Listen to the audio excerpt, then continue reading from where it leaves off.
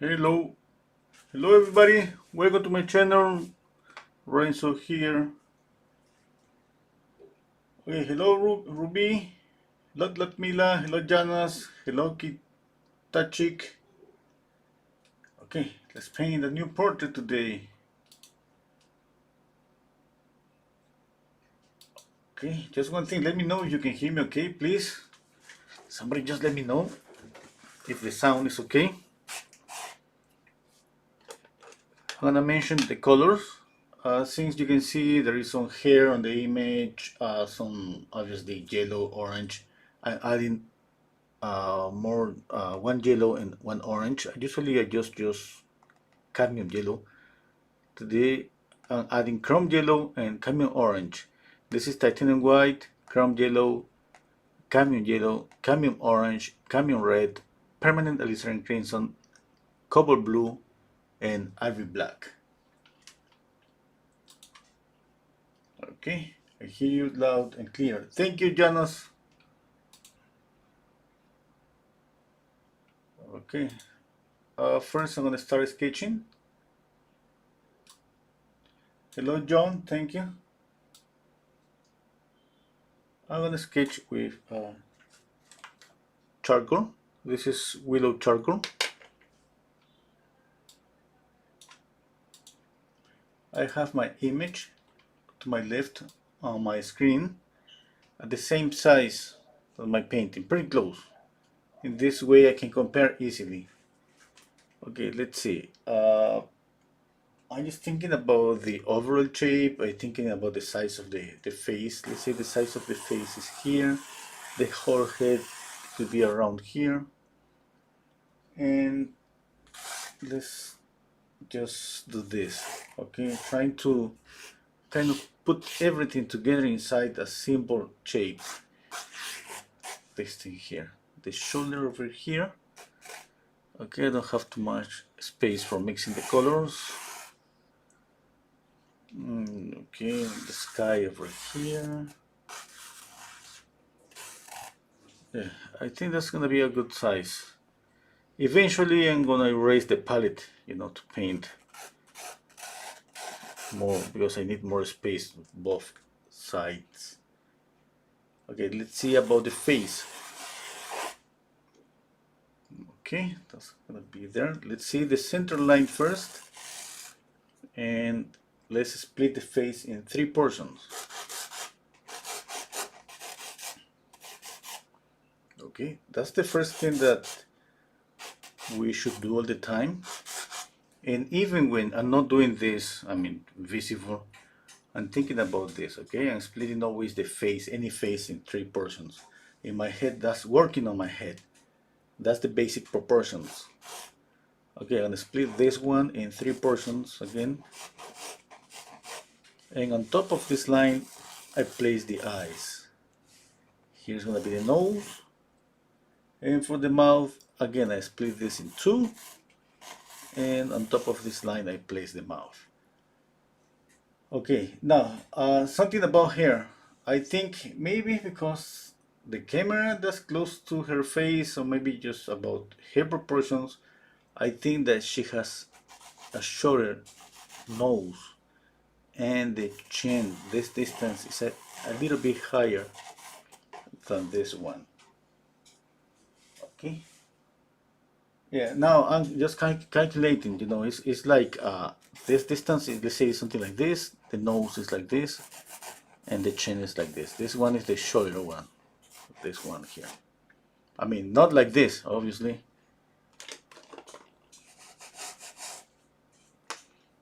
Okay, let's see the eyes. One eye here, one eye here. Let's see the overall shape of the face. When you get used to just, paint portraits, obviously this, the first steps is kind of just drawing a mannequin,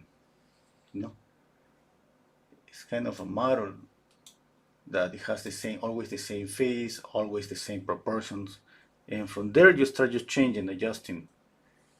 making the eyes bigger, making the eyes smaller, changing the measurements. Okay, hello, Diane. Okay, hello, hey Miti. Hello, Go Ganga. Hello, Mohammed. Hello, Hilu. Hello, Brian.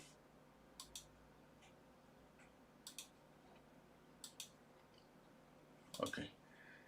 What about the size of the face? You know, I think I usually paint this bigger, a bigger face. But in this case, you know, I love this area. I love the hair. I want to paint the hair. I love this shadow here, the effect here in the background. Okay. And what else? What else? What else? Okay, just 1 second. 1 second. 1 second. 1 second.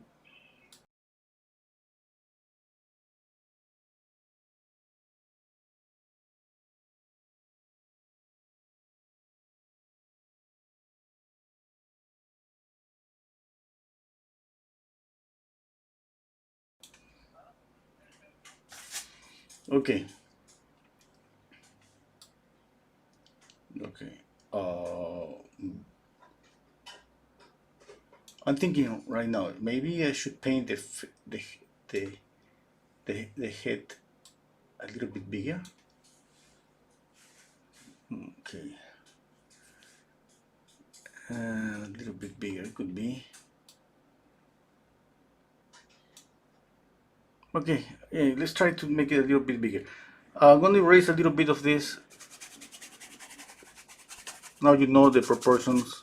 Since I'm about to change the size of the face, I'm gonna draw again with just a brush, with a little bit of paint, and I'm planning to make it just a little bit bigger. Okay, not that much, but definitely a little bit bigger than my drawing.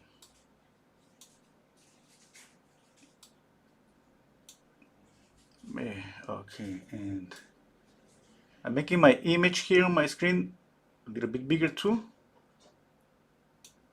Okay, let's mix black, cadmium red, cadmium yellow. Now, obviously you can use raw umber. That's gonna be okay for drawing. That's gonna be better. I don't have too much space on my palette, and I love just to always work with few colors.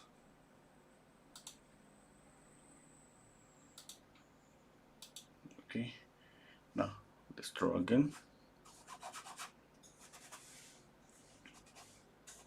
Brows, the eyes, nose, overall shape. Okay, I think the face could fit in some kind of rectangle like this. Yep. The mouth. Yeah, I think the size is better.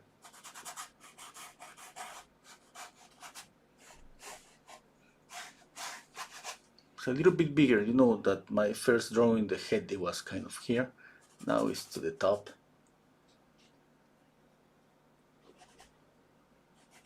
No, I was thinking that working on a smaller face, something, believe it or not, it takes more time because to work on a small details sometimes could be a little bit difficult than working on a face that it has kind of closer to a real size. Okay, let's say that this is some kind of just mannequin. You know, I could use this proportion for any face.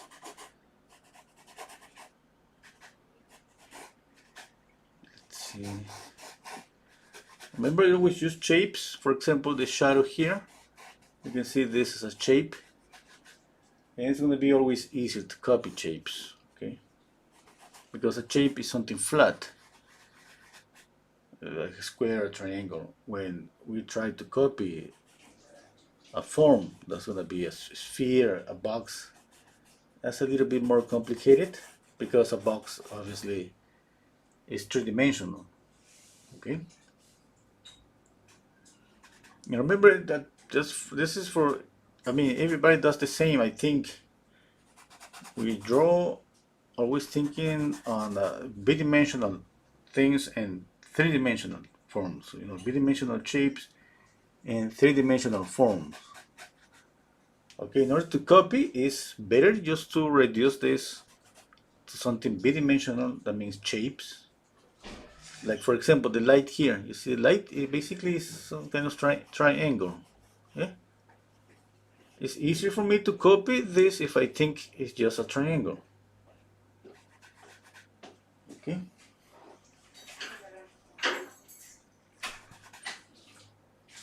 Okay. The same for the shape here.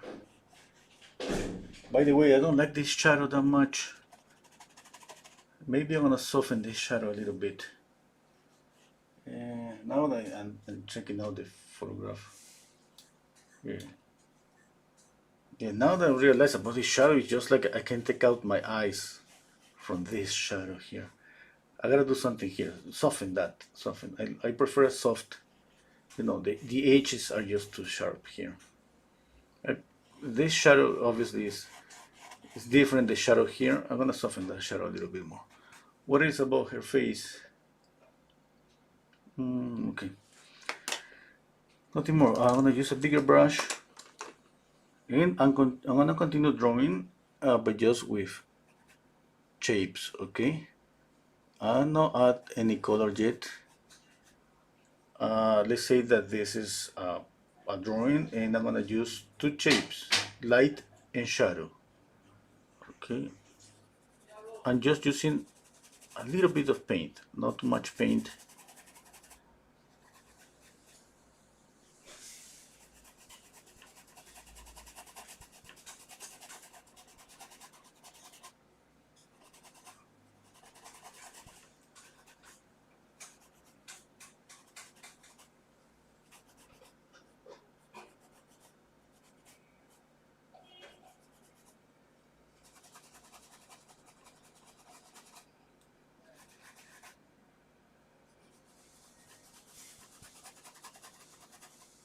Okay. More paint.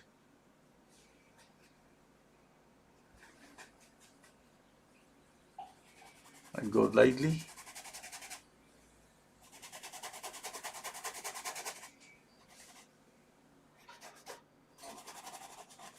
Okay. Now let's compare. I'm squinting down my eyes. Let's see the shape. The shape here, shape here, shape.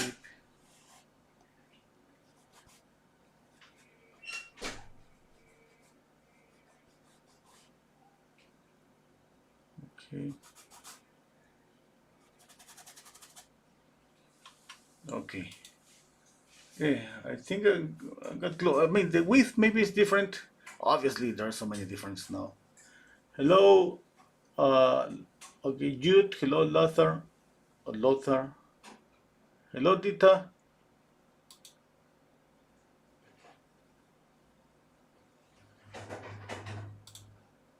Okay. Let's see. Stepping back a little bit and comparing. Okay, moving my eyes. I'm bouncing my eyes from the my painting to the photograph, just like that. Okay, at the same speed. Okay, you can follow my eyes. Just if you see me, you were here with me, you would see me doing this. My eyes go there and here, there and here, there and here, there and here. At that speed. Okay. Yeah. Yeah, I see some differences basically here. Yeah. The shape of the mandible. I think I gotta make it a little bit bigger. Okay. Now let's say that was my drawing. The shadows here is just in order to see what is here. I'm not making this darker. I don't care about this. I'm gonna paint this in a minute. I'm gonna mix the color for the skin color. This was for trying to copy, you know, using just shapes. Okay, let's make some colors. I'm gonna pick up some brushes and let's see what's the skin color. Usually the skin color is an orangey color. It's a knockdown orange. Okay, it could be more yellowish or reddish. Now we can knock down this orange a lot, or we can make it more yellowish and intense. We gotta analyze the light first. Okay, then in this way it's about the way we think about what we are seeing, what are the conditions there, what is the light temperature on the scene, and at the same time comparing. Now obviously she is upside and the sun is hitting her face. That means that the skin color is gonna have more yellow. Okay, that imagine that she inside a room with some white light, the skin color would be different. You know, her skin color on the upside, the sun hitting the skin color. Okay, they're gonna be yellowish. Okay, let's start with orange. Let's add some white and let's knock down this orange with a little bit of blue. Okay, now a little bit of chrome yellow. Okay, let me think about this as a base. And I'm gonna add a brush stroke here.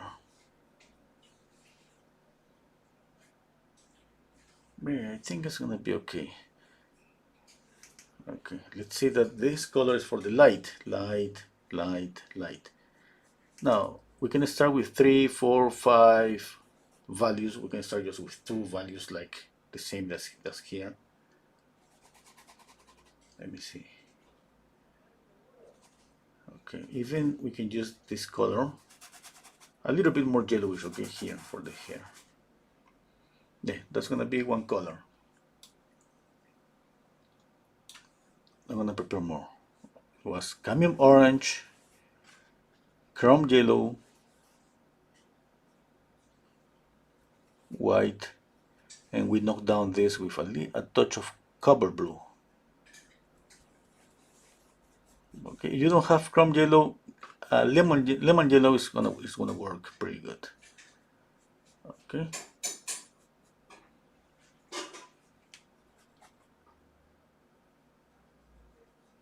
Well, obviously, since I don't have too much time for mixing, and definitely my mixture is not gonna be that precise, I'll start using few paint. Why? Because I'm planning to add more and more paint.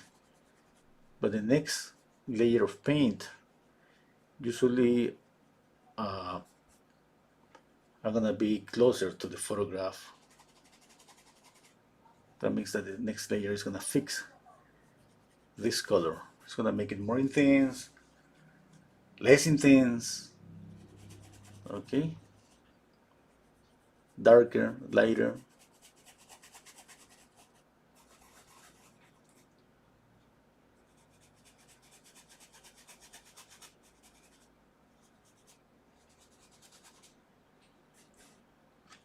I'm gonna prepare more orange, chrome yellow, lemon yellow, white, a touch of copper blue, just a touch, okay.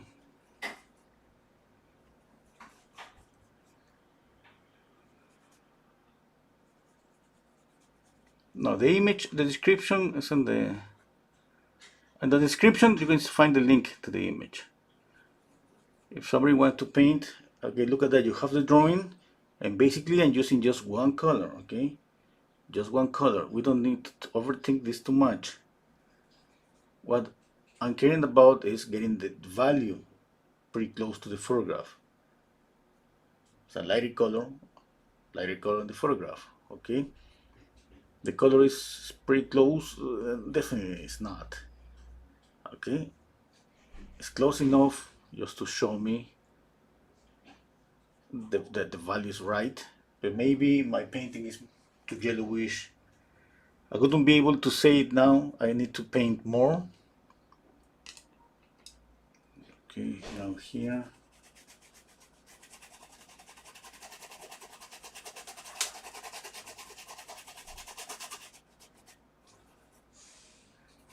Okay, feel free to ask me any question. Okay. Hello, King Koi.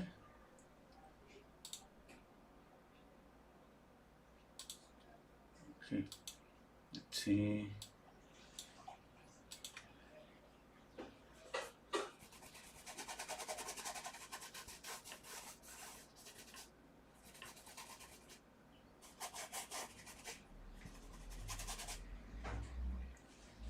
Okay. I'm gonna add more yellow here. I'm gonna change this color. I'm gonna add a little bit of linseed oil. I'm gonna use it for the hair. Okay. Just more yellowish. Okay, I think more cadmium yellow.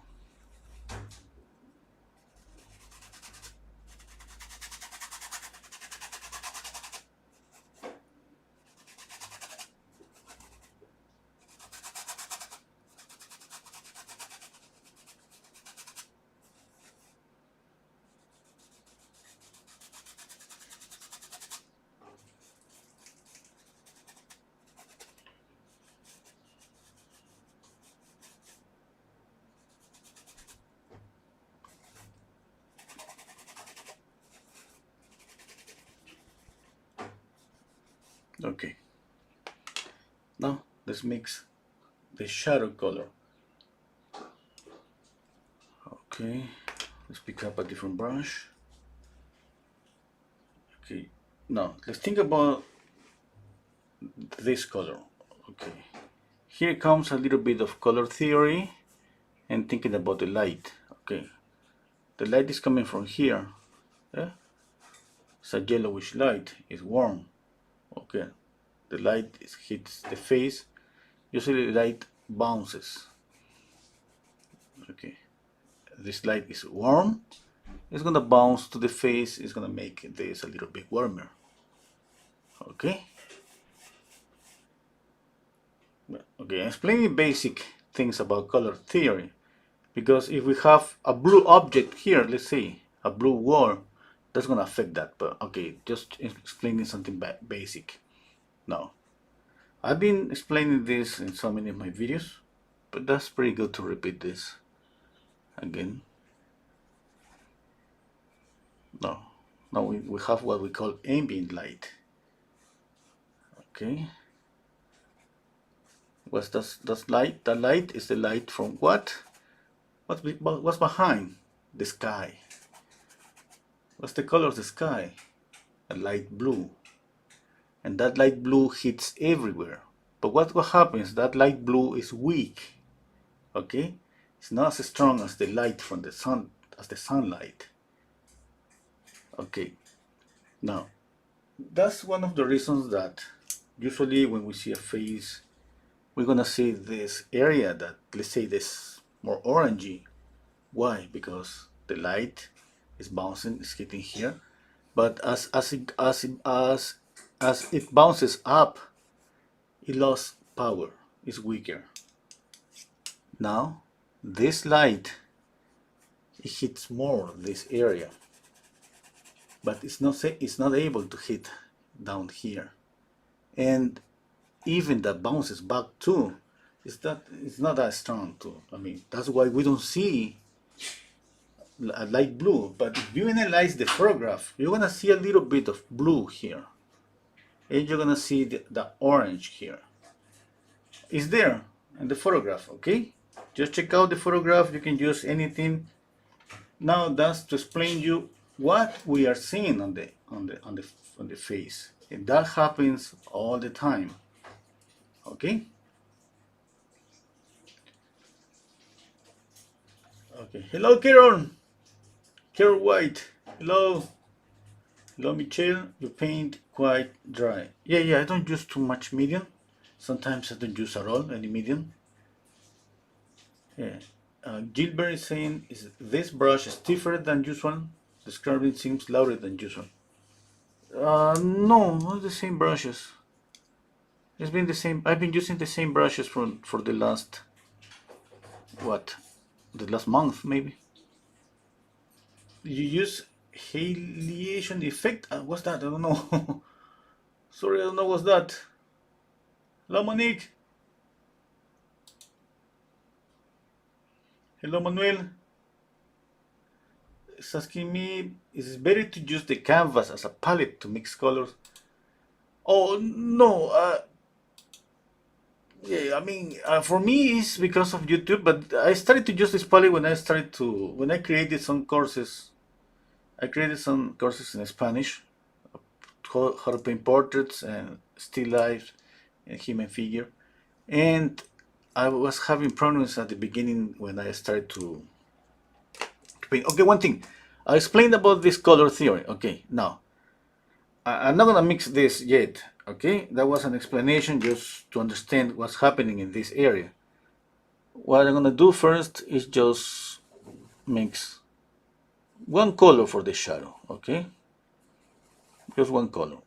Okay, in this case, brown works pretty good. And I'm gonna paint just one color for the whole shadow. I know that my next layer, I'm gonna make this bluish, I'm gonna make this warmer. Okay, but right now at the beginning, I don't care about that. I'm caring about establishing the differences between light and shadow, because that's my foundation for getting the volume of the face. Okay, and I'm just trying to get close to the color in the shadow. And then I'm gonna add the reflected light and all of that. Now when you see me adding a little bit of blue and more orange here, you will know that I'm doing that because of I'm following color theory about how the lights just works, how the lights just hit an object and it moves around the object and it bounces, and we have one strong light and we have an ambient light. Okay,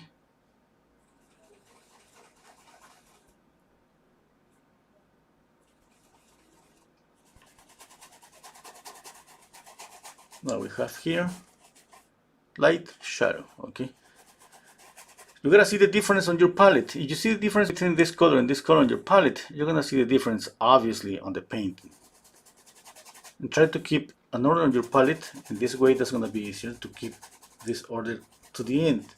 One problem is that when we start blending, okay, we're starting to lose the difference between this and this. And at the end, usually we don't affect the light, but usually we end up lighting up the shadow. And without shadow, we don't see light. Okay, we need shadow in order to see light.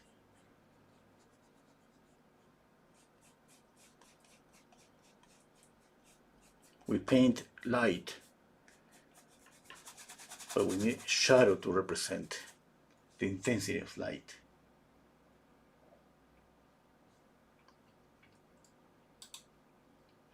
Okay, going back to the question about my canvas and the palette, I started to, to paint on the courses, and I usually show my palette with my hand, and I usually move the palette, okay, and some people started to tell me, hey, I don't see the mixtures. I see the mixture one minute, and the next minute you forget and you move the palette down, and I don't see it. And I started to put my palette next to my painting. I couldn't keep it steady. And then I said, okay. And one day, let's say I got a bigger canvas, and I thought, okay, since I turned the canvas, would be better, obviously, for the mixture have the same palette and the same canvas. And obviously here is everything is here. And another thing that's pretty good is have the mixtures pretty close to the painting. Look at that. It's not like my mixture is on a table and I have to look down to see, and looking up to apply the painting, and looking down and compare and mix. Okay, this is faster.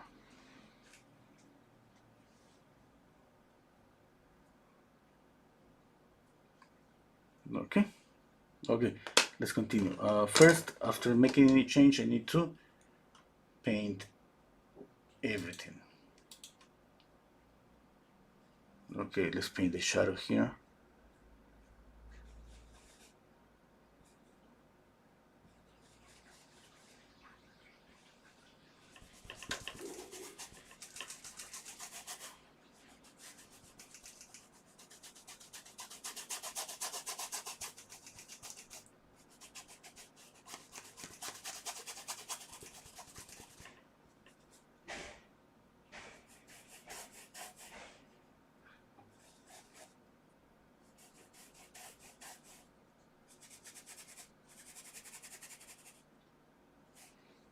Okay, let me step back.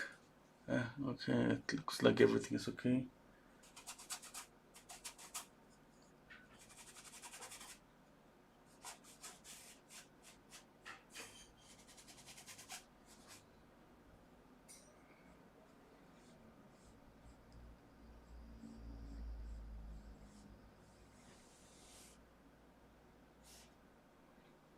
Okay, now I need a different brush to paint here. Let's see. Yep, I need more white.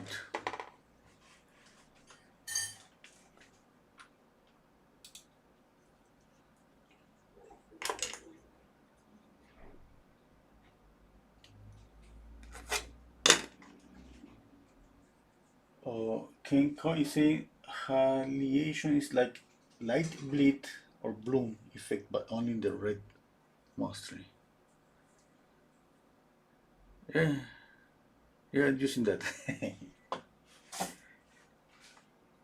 Okay.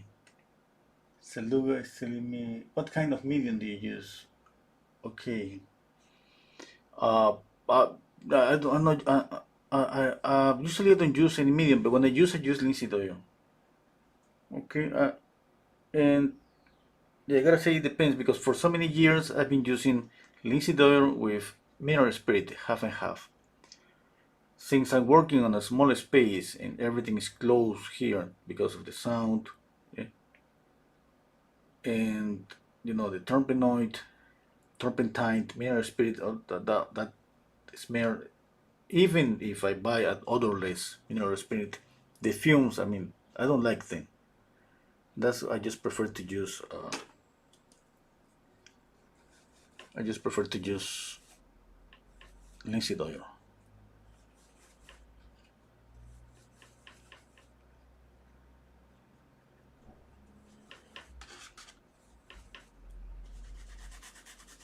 Okay, when I use it, but you're gonna see me that so many times I don't use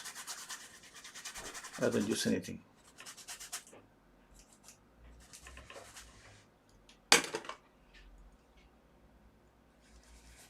Okay, I think I can say that 90% of the time I don't use any medium.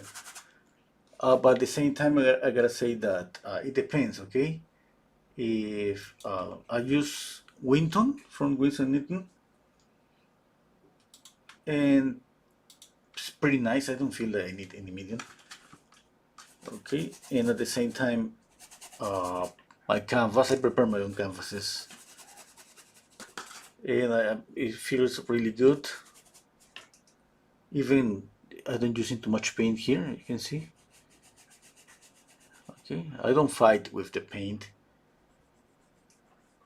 but definitely once here on YouTube, I misconfused one of the canvases because I was just trying to paint really fast. I picked up a canvas that it has just a couple of layers of gesso.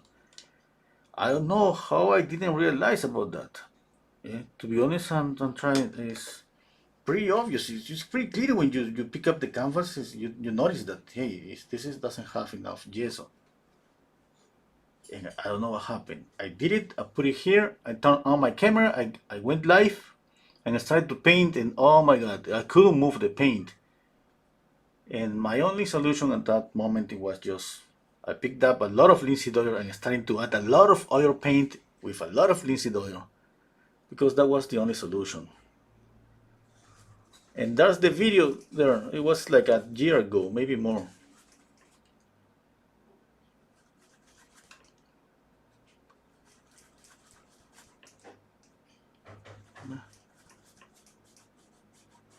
Obviously, at the end, the painting was pretty nice, but it's pretty difficult to work on a canvas that, you know, the painting doesn't flow. Yeah, it's just, yeah, so it's terrible, okay? It's terrible. Okay, look at that blue. It looks like this is too bluish.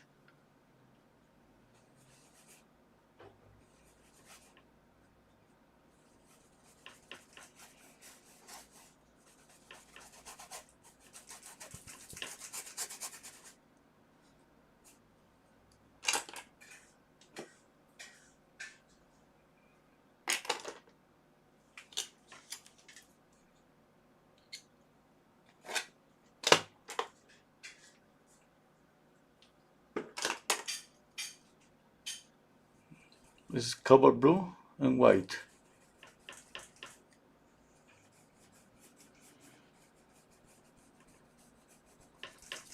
Like I said before, this is my first layer.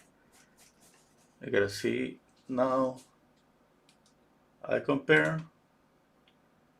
We can see clearly that the sky is kind of close, but it's just too intense. And here there is a little bit kind of yellowish, a little bit darker up here. Yep. What about the skin color? Yeah. Now I noticed that I need to light up more of this color. Okay. More here, darken up the shadow. Hey, look at that shadow. I need some orange here. Okay. Oh, I forgot to paint this portion here.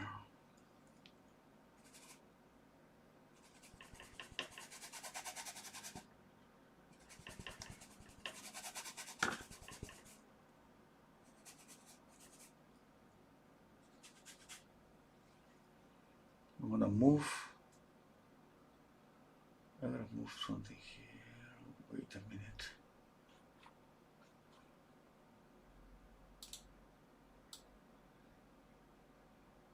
Look at that. There. Yeah. Okay.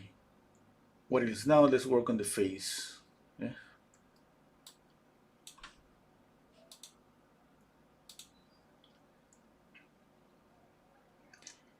Okay. Hello, Mr. Serge.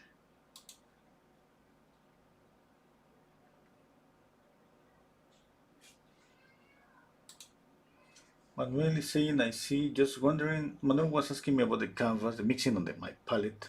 Using my canvas as a palette. He's asking, just wondering, because I'm having problems with darker colors, especially black. To shine it too much oil, I think so. Might be using canvas as a palette will help to reduce oil. Okay. Yeah, it could be. Who knows? Who knows? One thing that we gotta try. Yeah.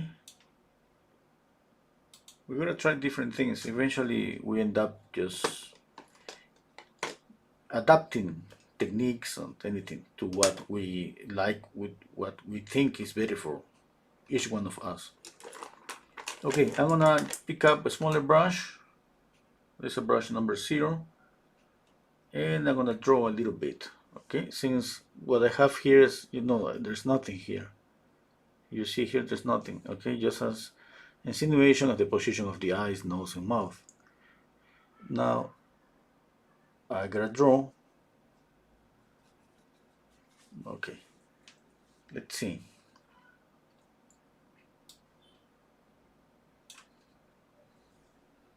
Let's see, one eye is here. I repeat this all the time, okay? It's about the relationship between these 3 objects that we have on the face.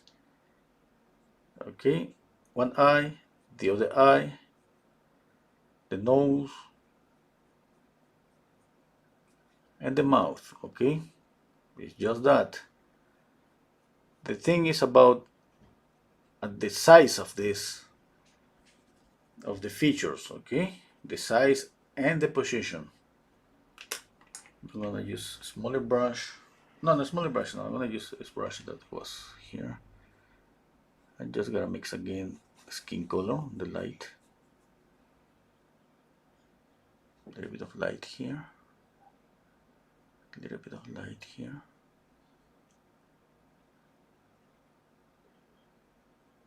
Okay.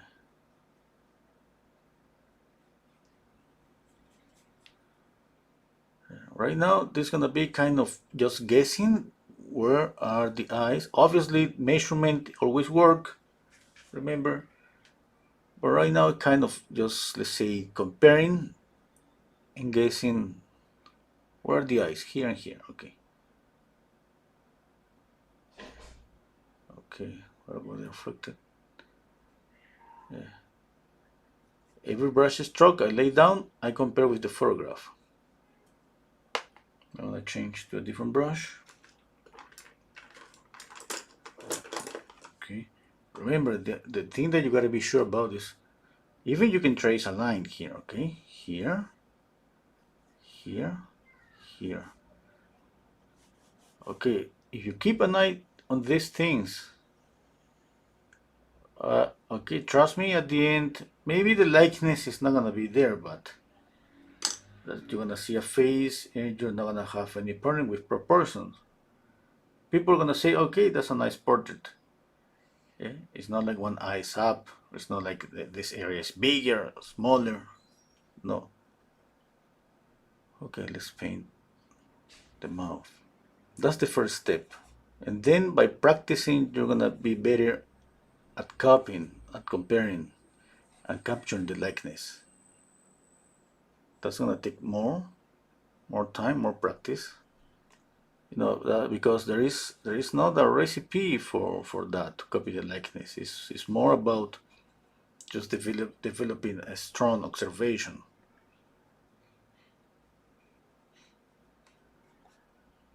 Okay. That means that little by little we are able to see more and more.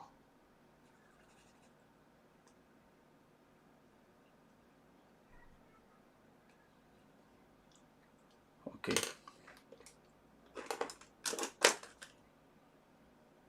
Now again, I'm gonna pick up this color.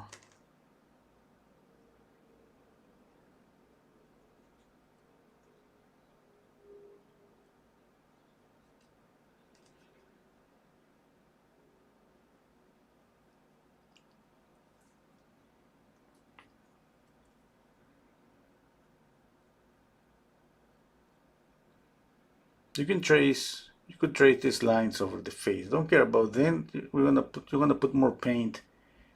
Just the beginning.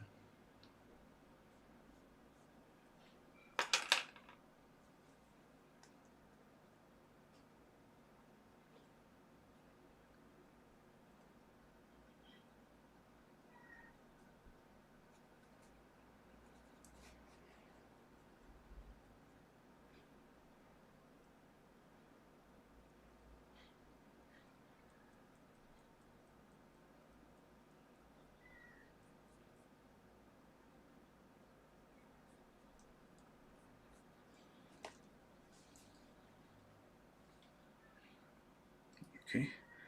Now I'm gonna pick up a smaller brush, number 0. And I continue drawing. Okay. A bright lit. It's like drawing with a white pencil and a black pencil.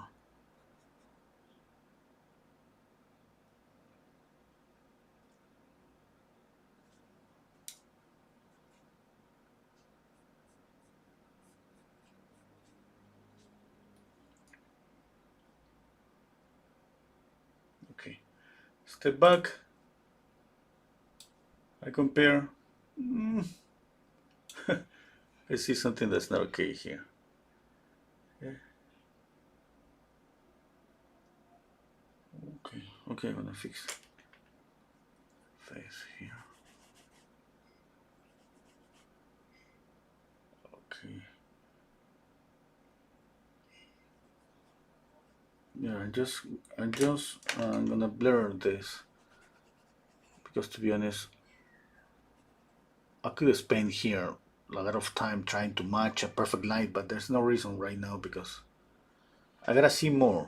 Okay, I gotta paint a little bit more, and then I'm gonna be able to compare more and be able to be more precise about where this line here is gonna be, or you have to reduce something. Okay.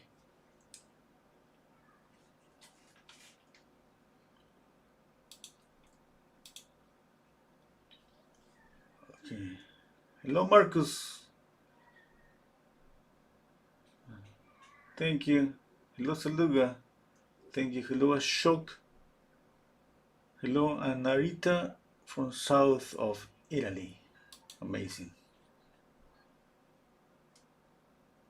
Hello, Marlon from Brazil. Uh, so many people from different parts of the world. That's pretty amazing.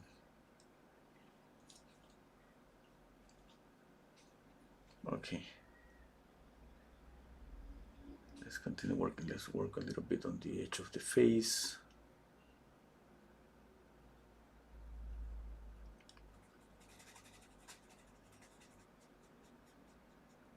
You can ask me any question you want. Okay. I used to work on a studio for so many years with we rent a house with so many friends, and usually sometimes I was painting and talking with my friends, speaking with my friends, and even drinking some beers, and I was able to paint and speak for hours. That was pretty nice. Yeah.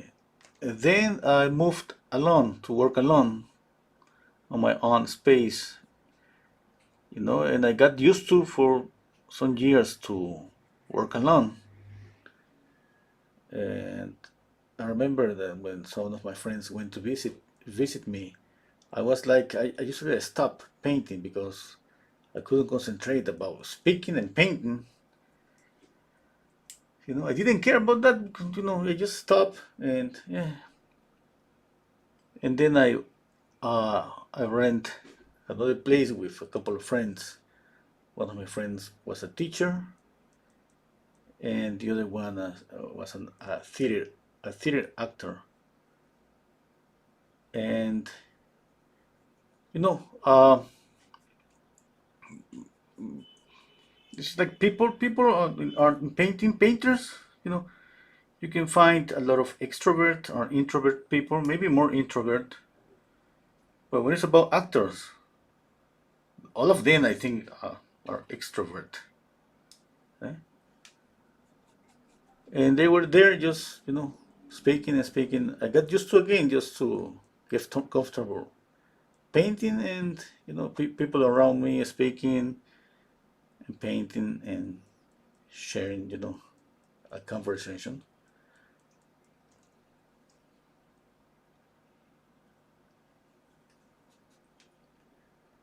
And that's pretty nice. And now here on YouTube, it feels like I'm back on this old studio where all my friends were just there and just.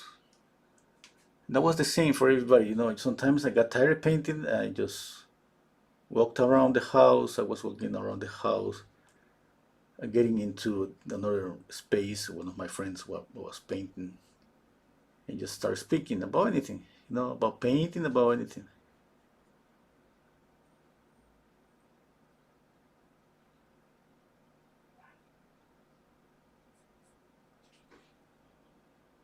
Okay. Okay, I'm gonna add some lights to the face. I need to see more volume on the face. I'm gonna just mix white, a touch of chrome yellow. It's not that intense because remember I have this color here. Okay, I'm gonna apply some lights on areas where I see, you know, we can see clearly where the lights, but at the same time,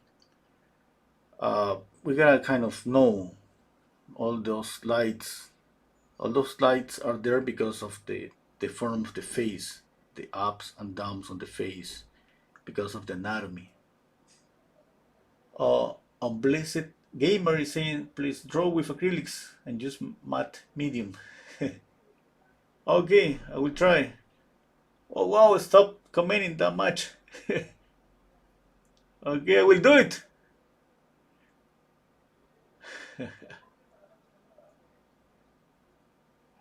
Uh, and Arita is saying, I've improved so much in the fall of your interest videos. Okay, that's pretty nice.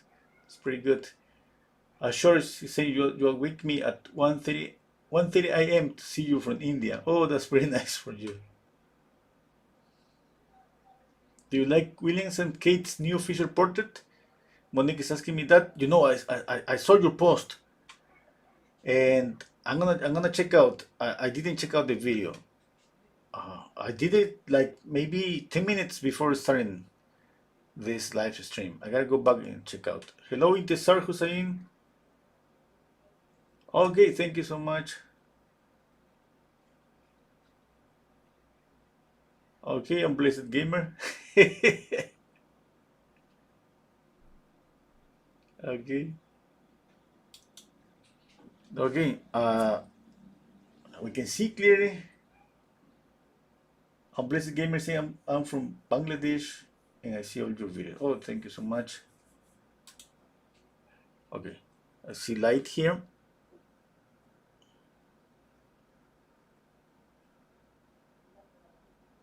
Okay, now it depends how you paint. You can mix the color and keep it there just with rubber stroke. In my case, it's about mixing because I love to blend. Sometimes a lot, sometimes not that much. But it means that I lay down the paint since I moved the brush, everything got mixed. Okay, we can see light here. Here's the cheekbone, here's the cheek. You can see a little bit of light here because of the cheekbone too. The cheek. Okay, the nasal bone is here. So it's a light. Tip of the nose, a light. Okay, the mouth is a light. It goes like this because there is some muscles that comes from the nose. It goes like that. Okay. Here's lighter. Look at the light here. Okay. Don't go with this light all the way to the corner of the mouth. Okay, you don't need the light there. The idea is to create an illusion that this is like this. It's not something flat.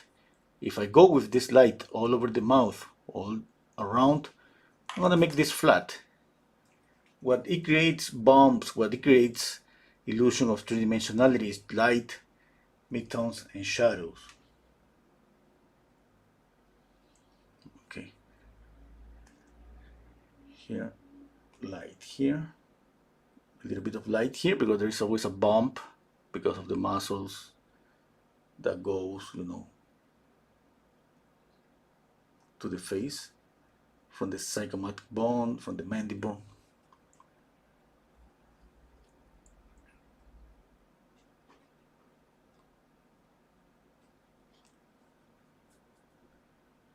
Okay. I'm gonna clean the brush. I'm gonna use again, I'm gonna mix again. One more intense and clean, light yellow.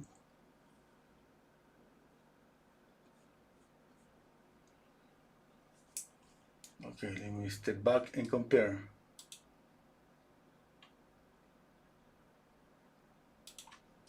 Okay, hello Shelby.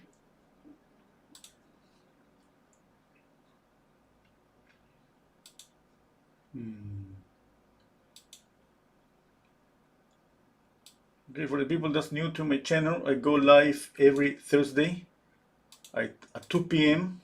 Peru time, which is the same time as Central Time in USA and same time in Mexico. Okay, let me see.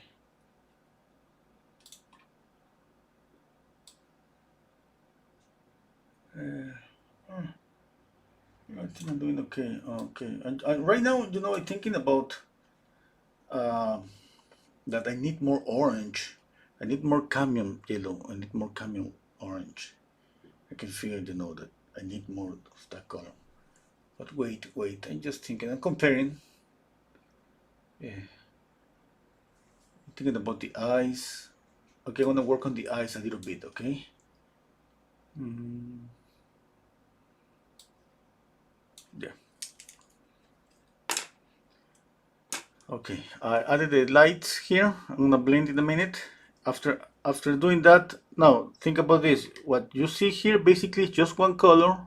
It was here for the light, one color for the shadow, two colors, no more. Lighter color for the lights, okay? Three colors, no more. Pretty simple. And the mixture goes around orange, chrome yellow, white, and a little bit of cobalt blue. Okay, I'm not gonna add more colors, but I'm trying to keep it simple, okay? And this way, if somebody wants to paint following the video, I think that would be easier. Yeah?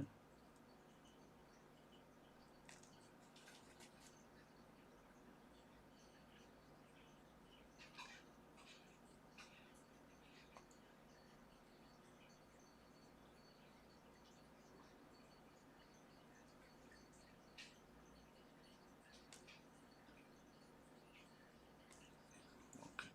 Let's work on the eye.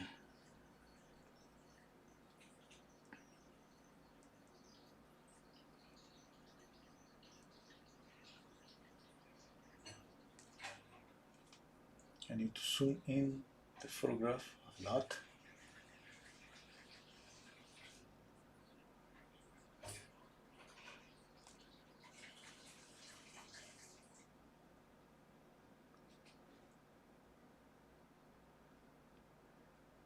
I'm gonna move this up a little bit more.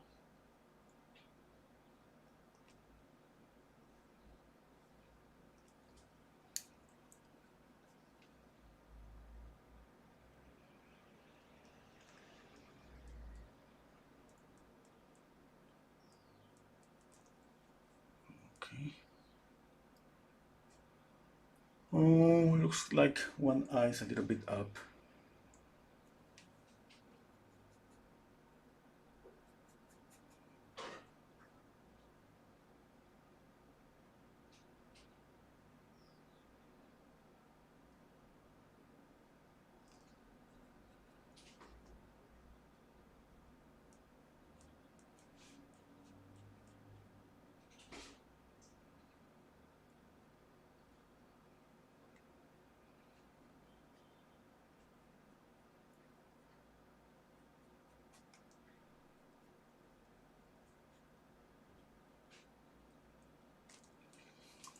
Okay. Okay, let's add some orange. I need to see some orange.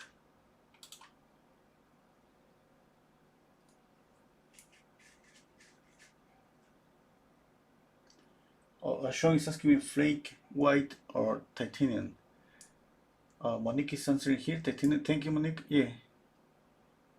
Uh, yes, titanium. Yeah, I love the titanium. I love the intensity. I love the stronger. And I gotta say that it's just like I see everywhere. Painters love flake white more than titanium white. And yeah, I'm just thinking to use flake white. I'm pretty sure I have used it. To be honest, I don't remember. Maybe.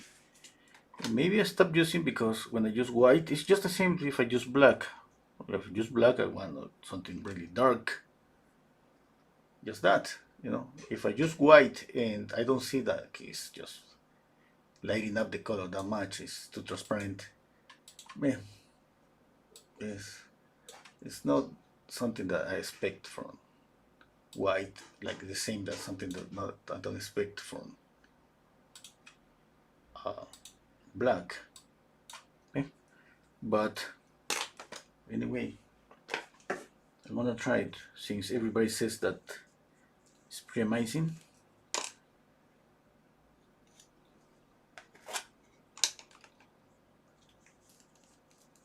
Maybe it won't. Who knows? In my wish list, I have some few colors, some colors that I wanna try. And all of them is because of YouTube videos. I have seen so many painters using or recommending some colors, and I said, "Oh well, I like it. I gotta try that color." Yeah. And then I see another painter using some other color, and I say, "Okay, I'm gonna try this one." Yeah. Cosimo Genko is asking me, "Hello, Lorenzo, is the proportions mostly a matter of practice?" Yeah, it's a matter of practice, and I gotta say at the same time that it's a matter for I was thinking about experience, my own experience being a teacher. It's more about being focused when we draw or paint. You know that is I have seen like I think it's more we got distracted for some reason because it's about more about measuring. And measuring is something that anyone can do. I mean, you don't need to be a painter to measure. Anyone can measure. Yeah, just measuring. Okay, and you can keep measuring during the whole process, but we forget to do it. And I have seen so many people at the end of the session. It has like a longer nose, a shorter nose, a longer, mandible or something, and you fix that just by measuring. Yeah, but this thing about getting distracted. I mean, obviously, I understand that. Yeah, because I mean, I experienced the same. Yeah, we got usually got caught up in some areas. For me, it was about the eyes, It was about working the eyes, and I love the eyes, and I think, oh my God, the eyes are pretty beautiful. And then I moved to the nose, and the nose, yeah, I got it, the nose, and then the mouth, and then all of a sudden, my teacher, I can hear my teacher telling me the nose is too long. I say, what? And telling me, what about the proportions? Oh my God, I forget completely to measure. And now I gotta move something, the nose, the mouth, the eyes. I got caught up in some areas, I got distracted. Just that. I'm just using Carmine Orange, pure, like you see here. I wanna see more color on the paint. Obviously, I'm not using too much.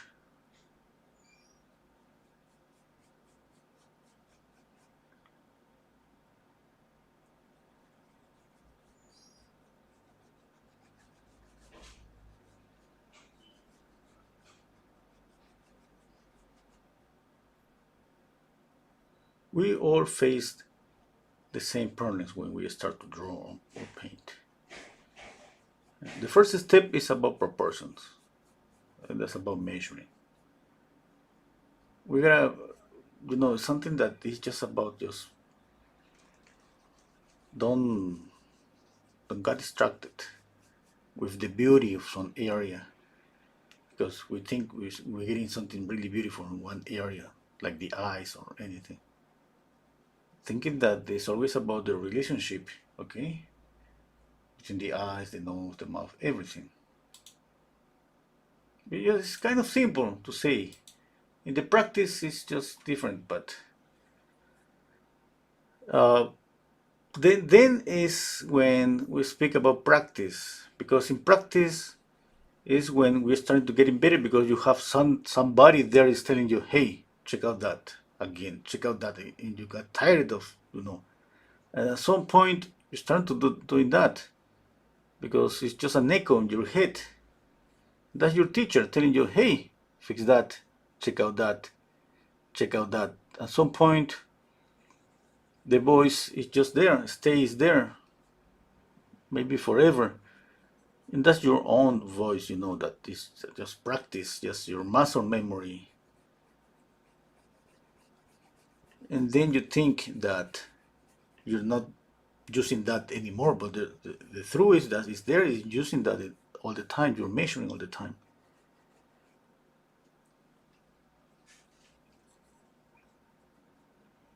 I'm just using cadmium, pure cadmium red, okay?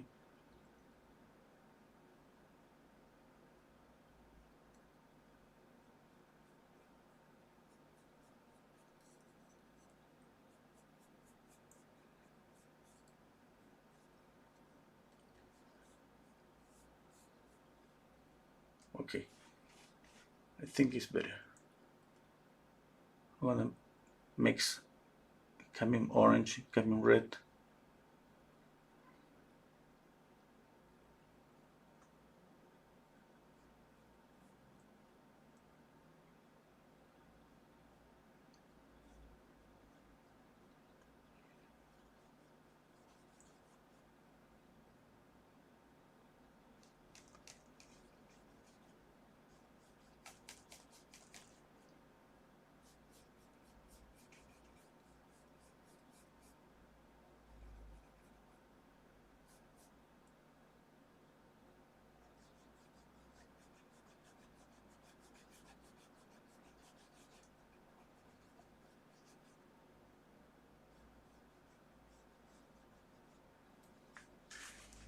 Okay,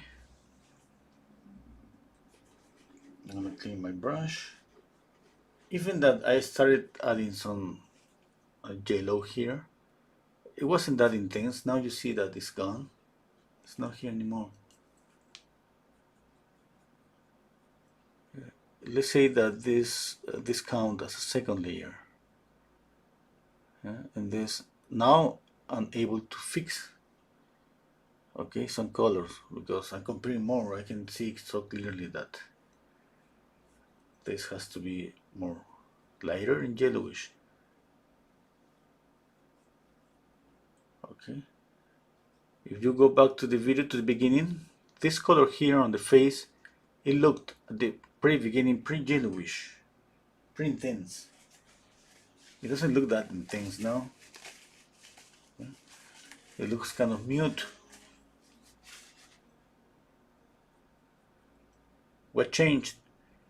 What changed is now I have all the colors on the canvas. Now I'm able to compare. It's difficult to judge just one color alone.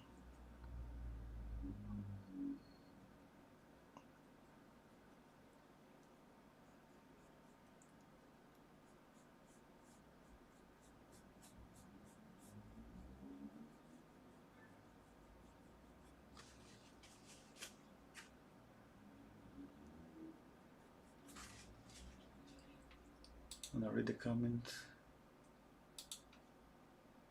Hello, Michael. Hello. Uh,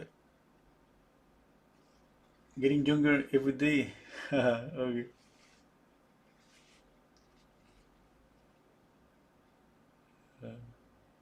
Hello, Odyssey. Hello, Beery or Byrie Art Gallery.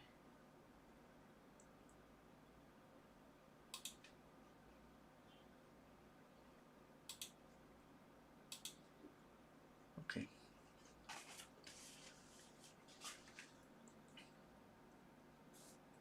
Let's continue with more yellow here. I'm mixing more buff yellows, touch of white.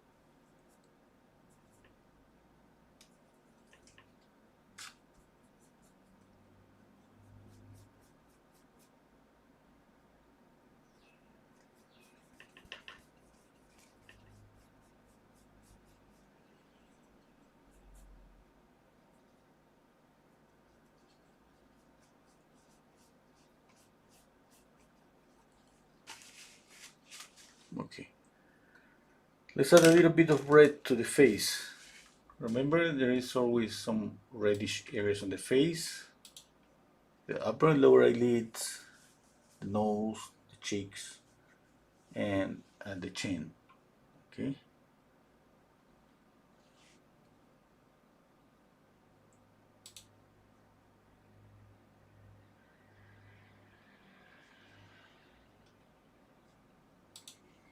Thank you, Manuel from Philippines. Okay.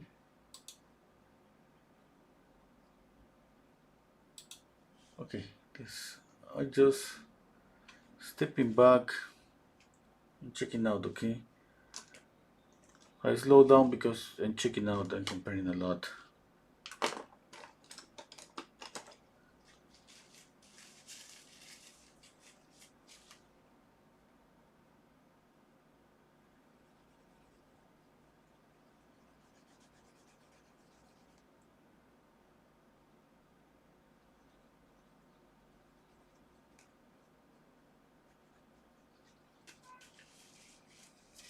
Maybe here I'm gonna clean this with paper towel. Maybe.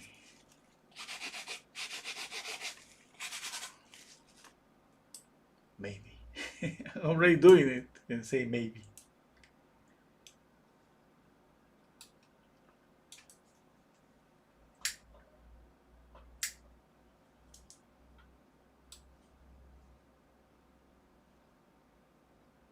Okay. Just a second. Comparing. Okay. Let's go back to paint again the face. Let's go with the reddish areas.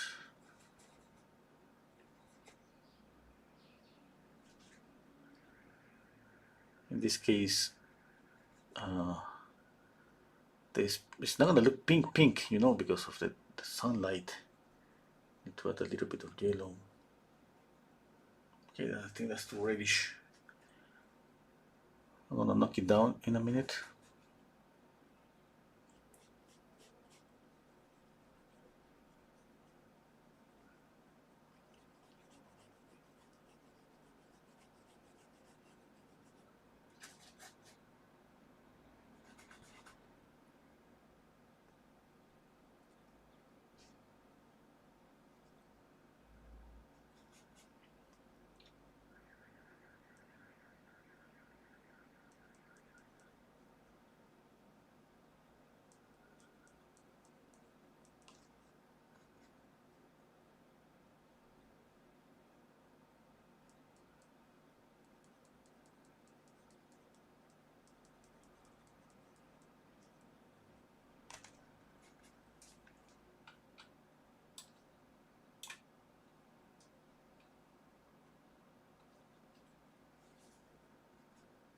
Okay, let's add some of this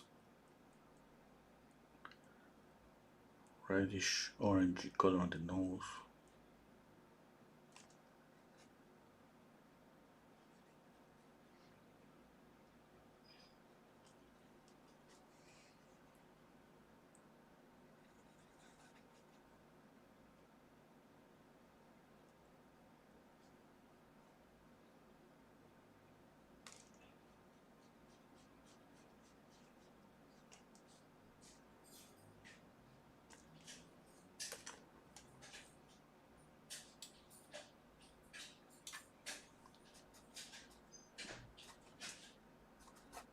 I already touched something on the mouth.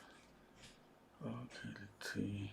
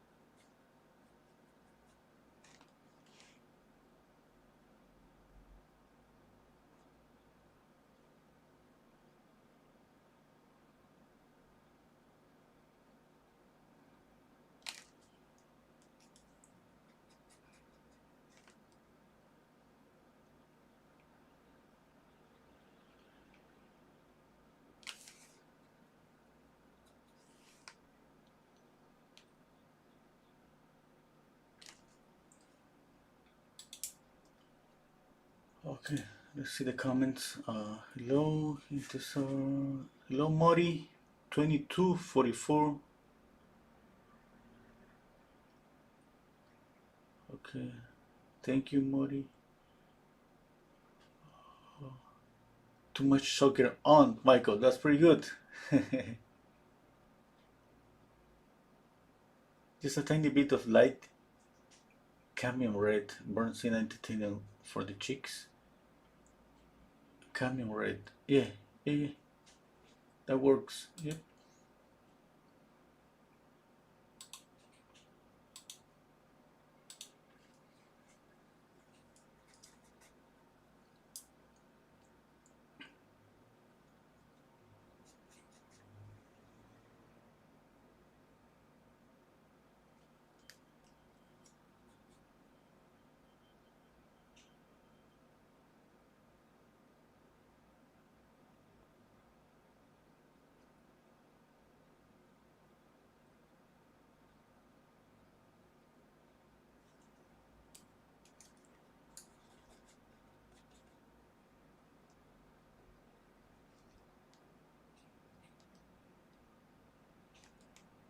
Let's get a little bit of orange here.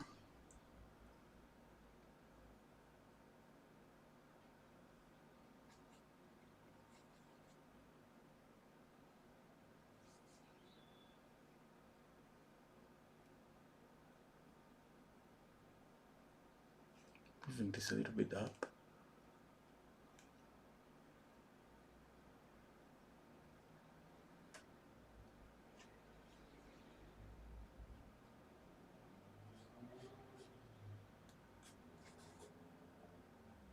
A little bit of orange here.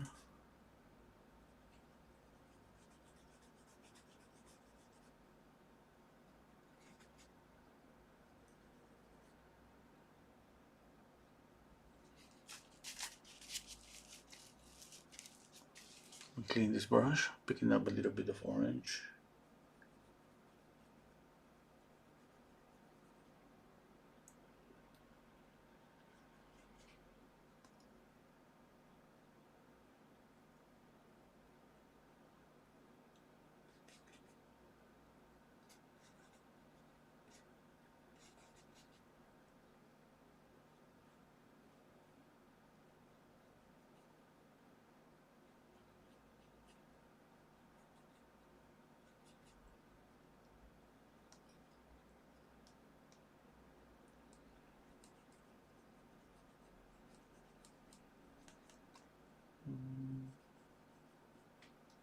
Okay, I need to step back.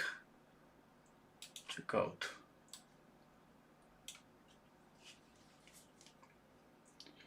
Yeah, I think I'm getting closer with color. Okay, another thing that I need to... I'm gonna knock down the sky. No, it's too blue. Too intense. It doesn't look that intense. Now I compare it doesn't look that intense on my screen, but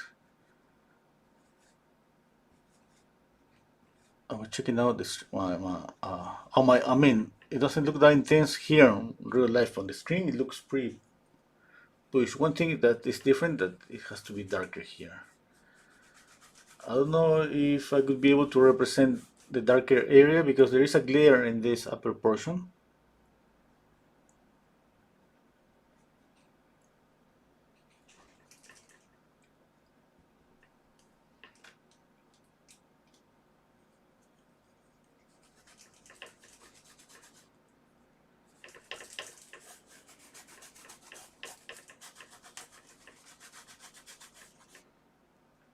Okay, and now I see a little bit of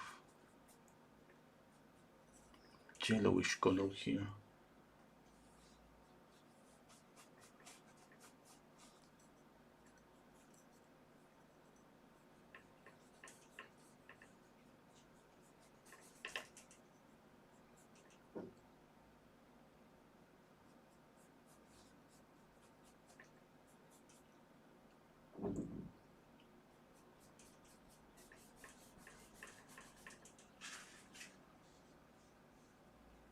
Okay.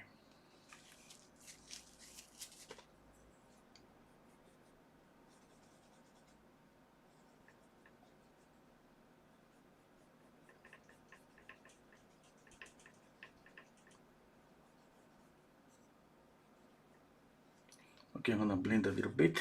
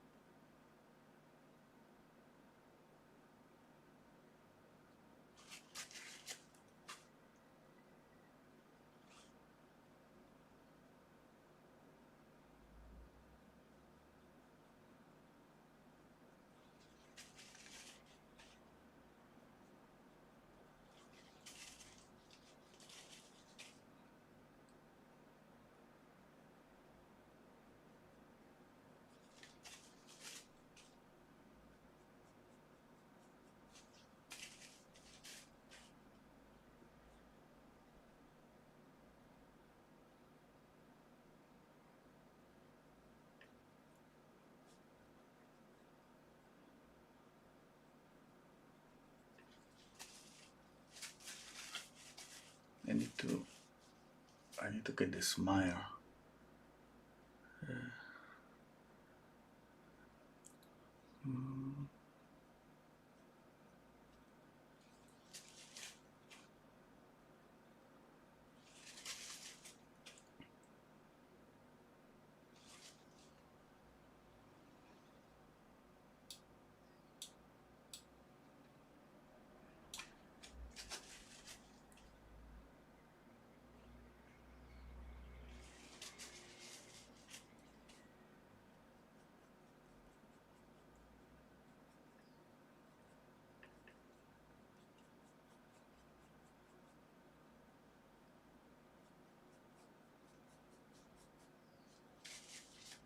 Okay, I think that's too orangey.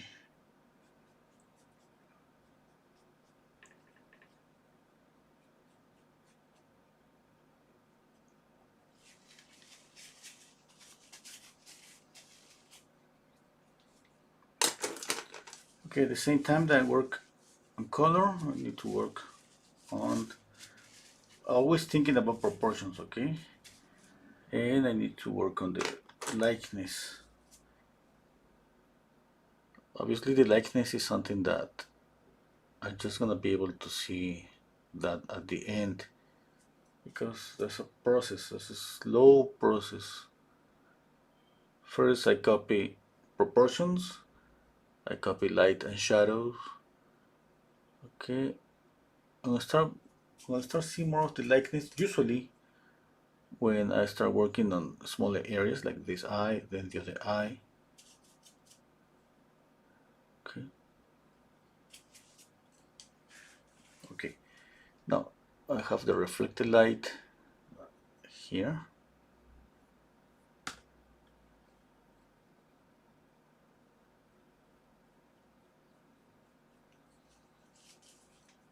Okay. And I'm gonna mix this little bit of violet for this area, a little bit of white.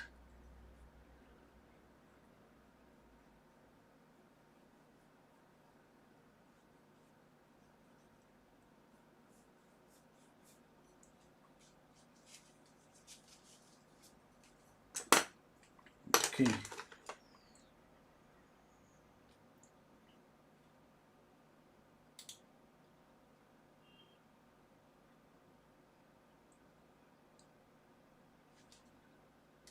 Okay, let's work on the smaller areas now. To work a little bit on the likeness. I have this brush, it's darker brush. I have this with a lighter color. I have another one for blending. Let's work on details a little bit.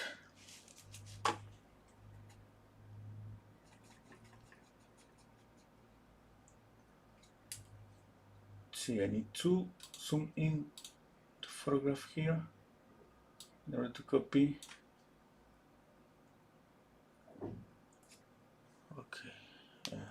let's work on this eye. First, oh, one thing I see, the color of the eye is green.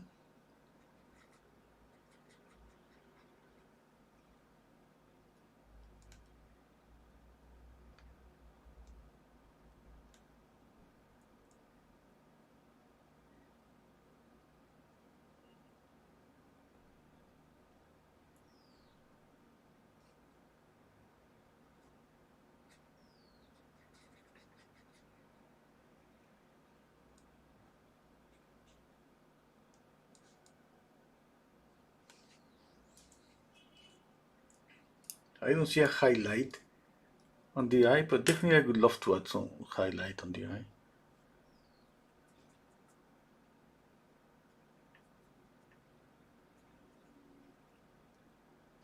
Let's see, let's see.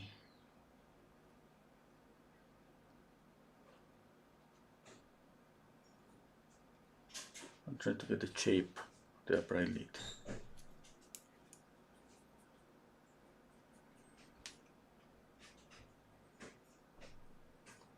Here on the lower eyelid, the area in shadow, I'm using basically reddish color.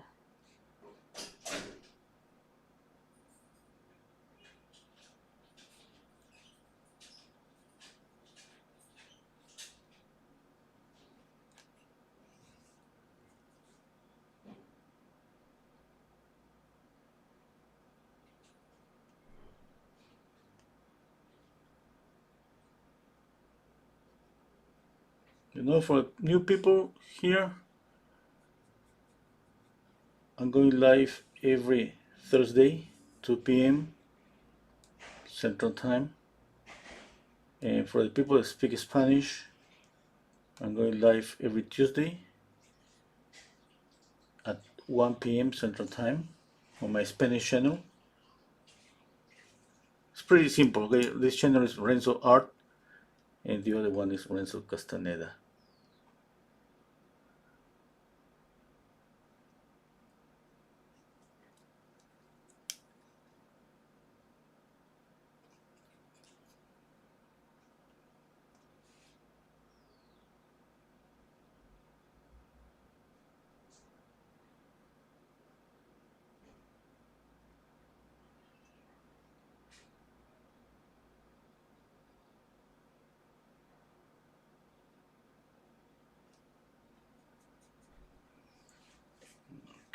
Okay, I need to get the roughness here on the lower eyelid.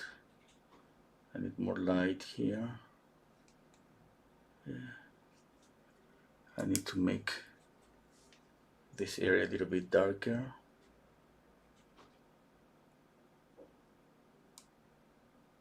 You know, light and shadow.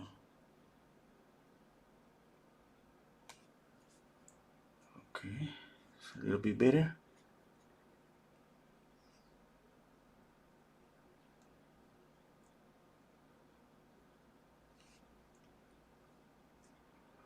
Okay,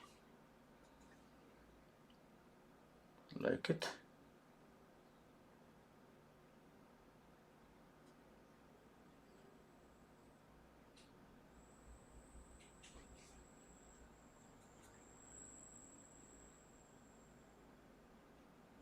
Okay, I'll be back to this eye in a few minutes. I gotta move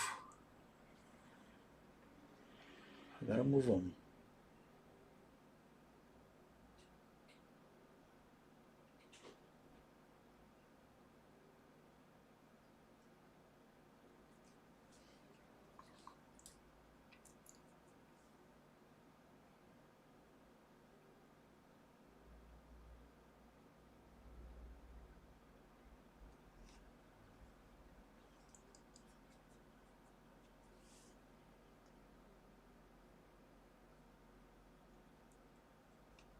Okay, now let's move to the other eye.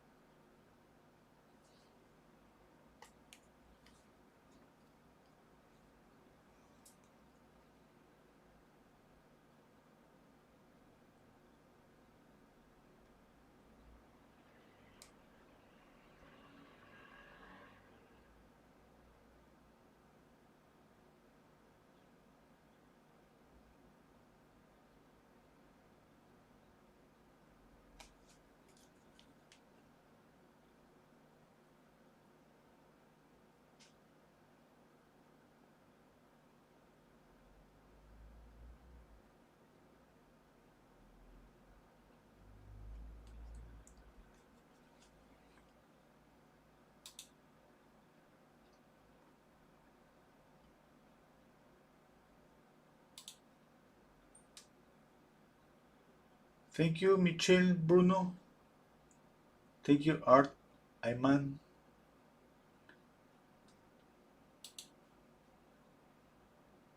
Okay, let's see, I need to step back. Yeah, let's work. Let's continue working.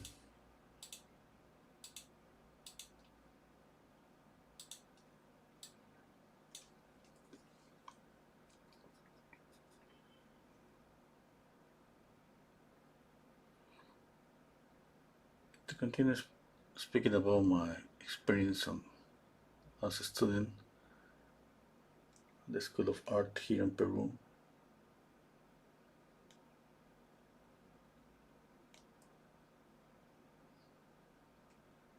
By the way, the School of Art is, I gotta visit the School of Art.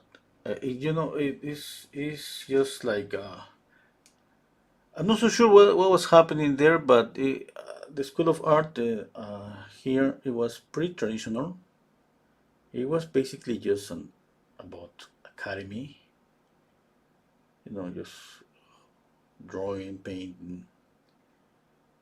And in the last, let's say, 5, maybe more years, it changed a little bit.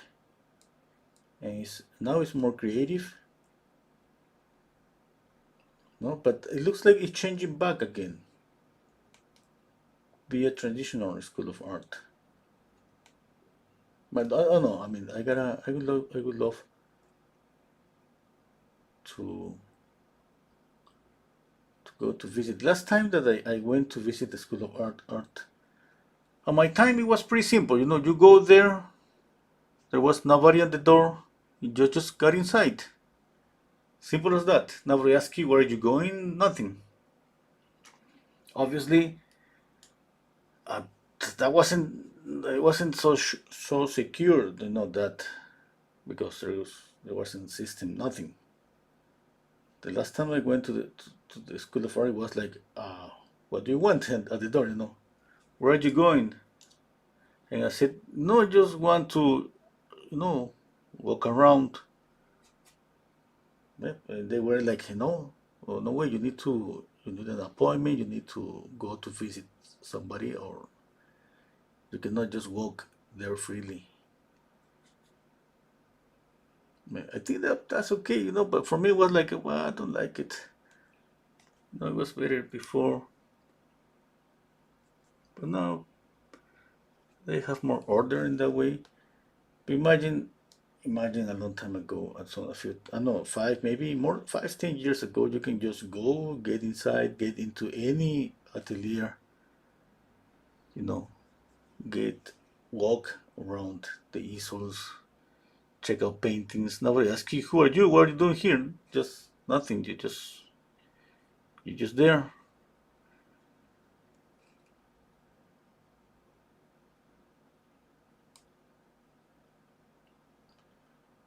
Yeah, that was pretty nice. Thinking about getting to any school of art in Europe, for example, get inside and just walking around. I don't think that's not possible. Eh? Pretty sure it's not anywhere, not just a school of art. But it was like that here. It was something was pretty nice. I always thought it was pretty nice.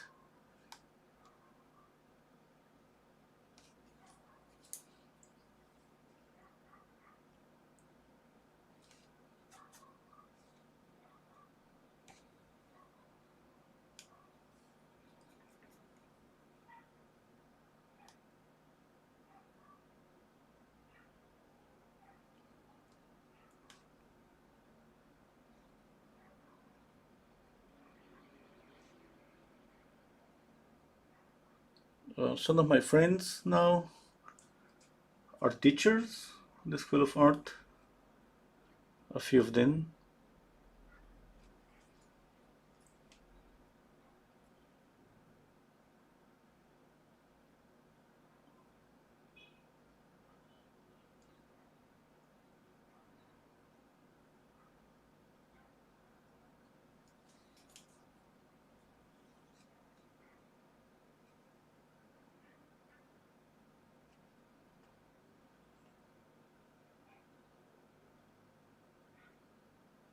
Yeah, sometimes I would love to go to try to teach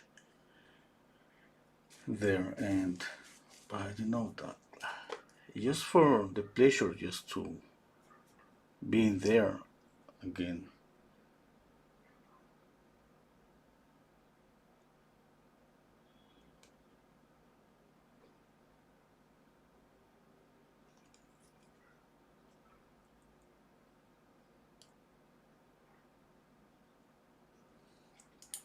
Okay, let me step back.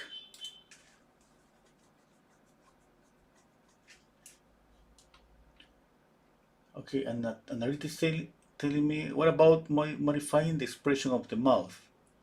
Just a little smile. Yeah, I'm getting there, I'm getting there. Just little by little.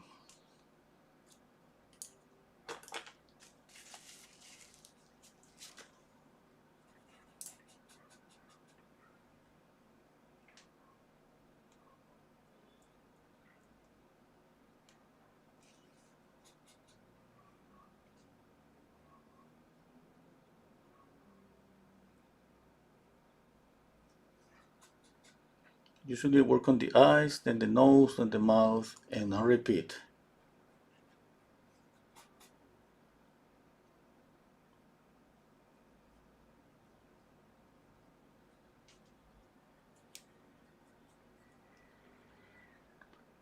And every time I go, I stay more time in one area.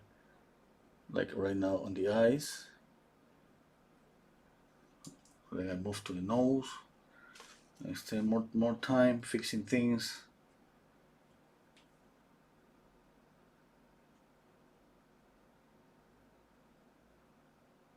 Changing some values. Okay, for example, here in this area, I need to soften here the transition to the nose. I need to add some reflected light here in this area.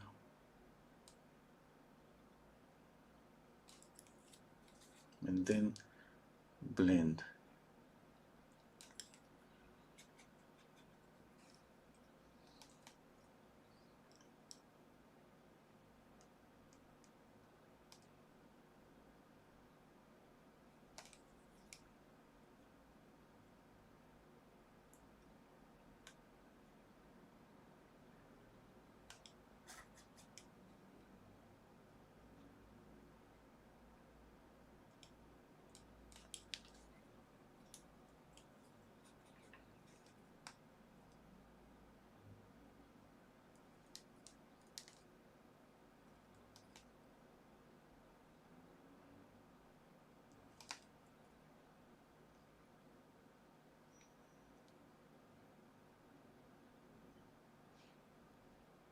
Adding more light here.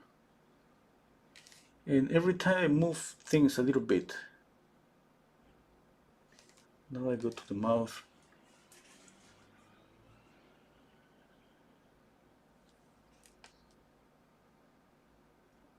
Okay, I'm gonna move the mouth a little bit up.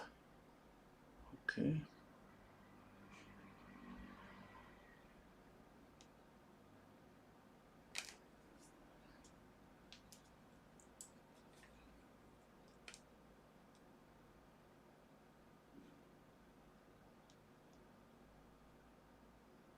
Okay, I think this is gonna add the smile to the face.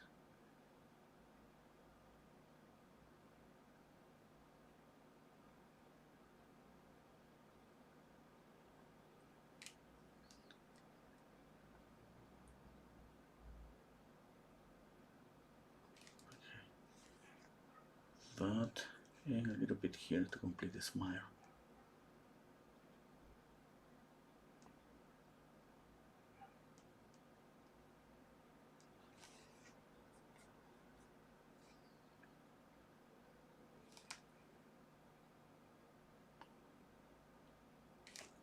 Okay, a little bit of red.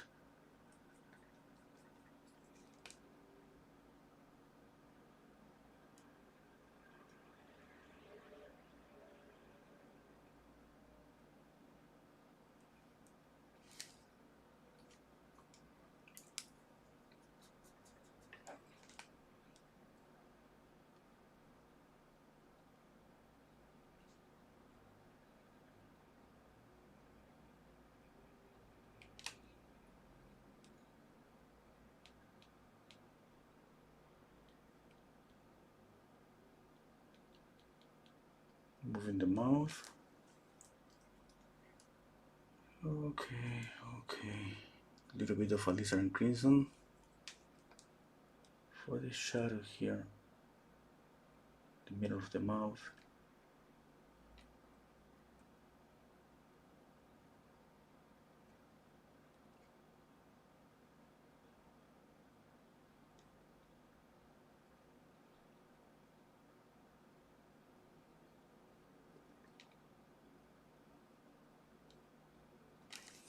Okay, a little bit of cadmium red.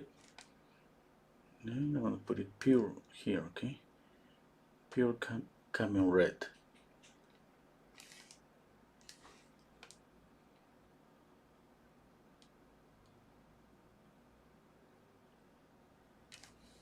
Okay, let's step back. Let's see. Okay. Hello, Mary.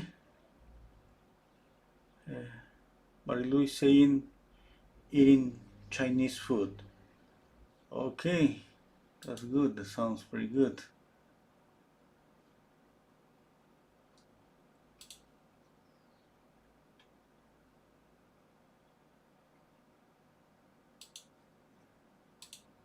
Okay, let's continue. Need to step back. Okay, I feel that kind of getting close to the face. I'm gonna make the image a little bit bigger. I wanna compare here on the screen. Okay.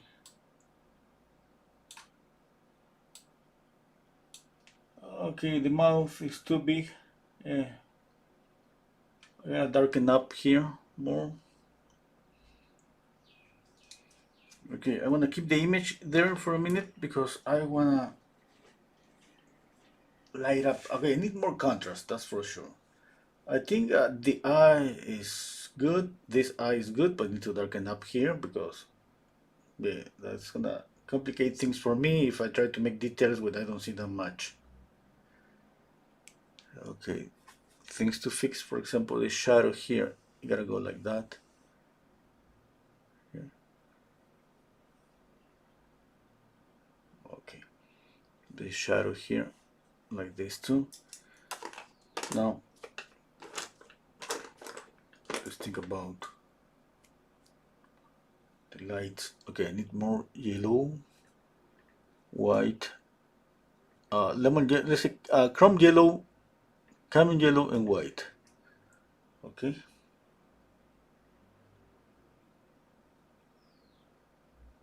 Okay, this is too intense.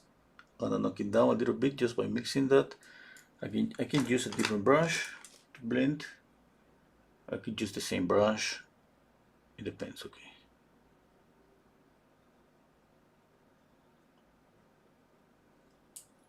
Okay, it looks better, it looks brighter. Here too.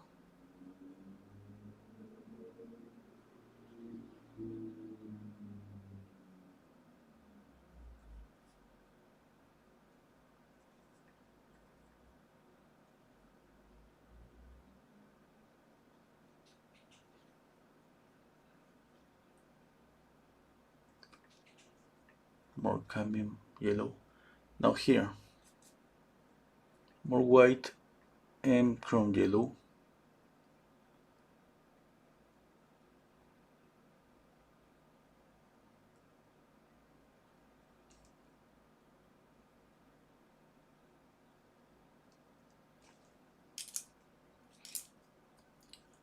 Okay, I'm blending.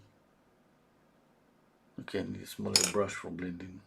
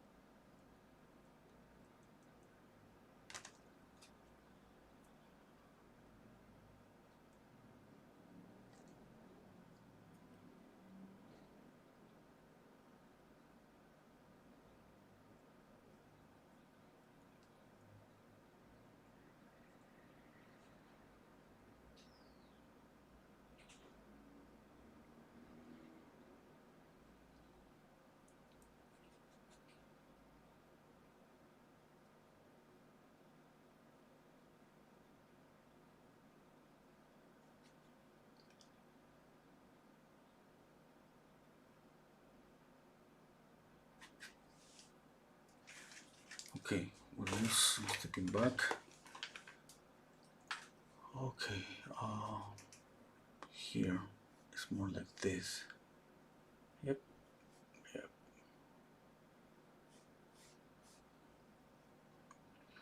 Okay, here's darker.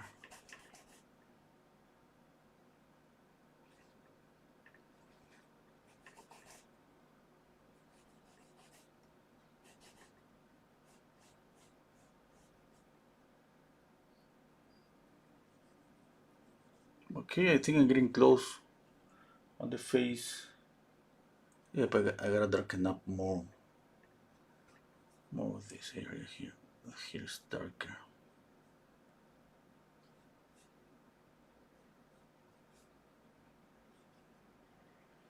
Right now I'm working just watching my own screen. I mean, basically, right now I'm watching what you are watching. I'm not watching my photograph. I'm just watching the photograph here on the screen and my painting. When it's close, you know, it's easier to compare. And at the same time, I gotta say that I see this image kind of a little bit smaller.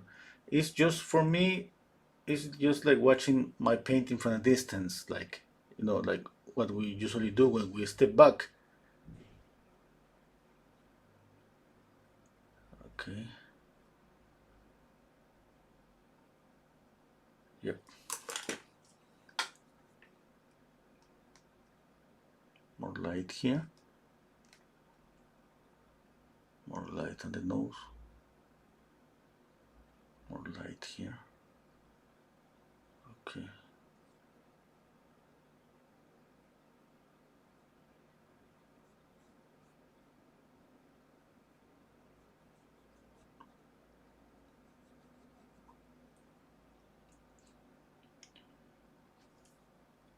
Gotta blend everything a little bit.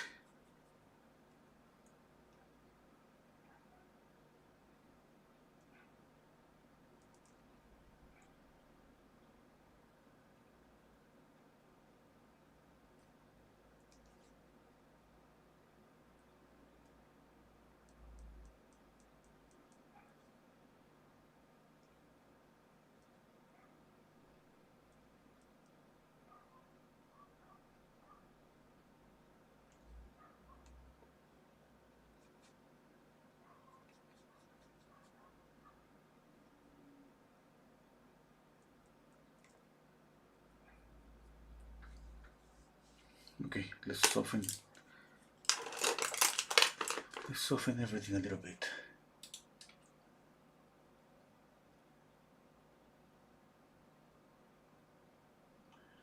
Mary's saying, hi guys, notice that double brush technique with the famous white brushes. Maybe it's a secret for to his success.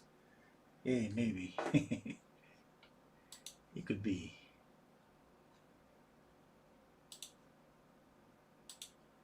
Okay, I'm gonna make this smaller.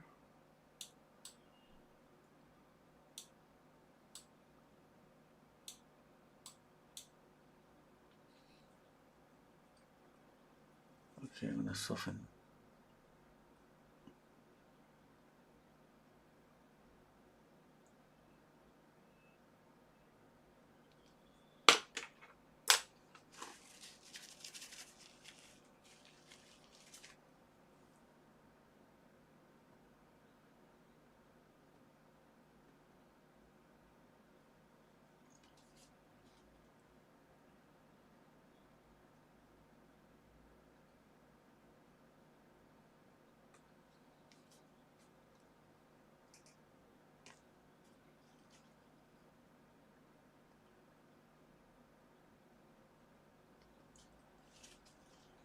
Looks a little bit older on my painting.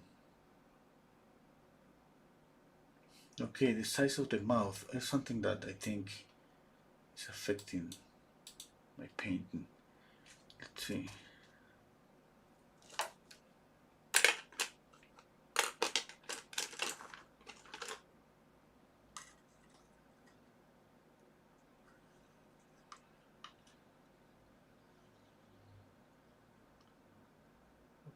The edge of the mouth is here. Okay.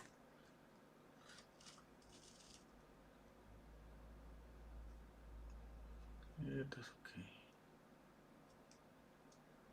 That's okay. Here. Yeah, a little bit smaller here.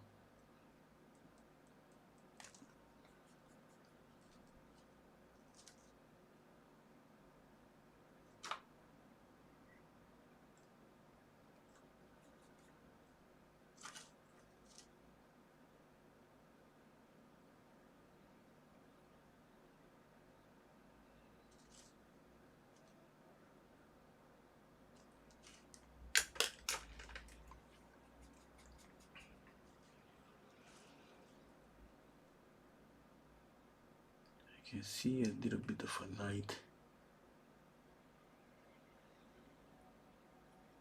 here.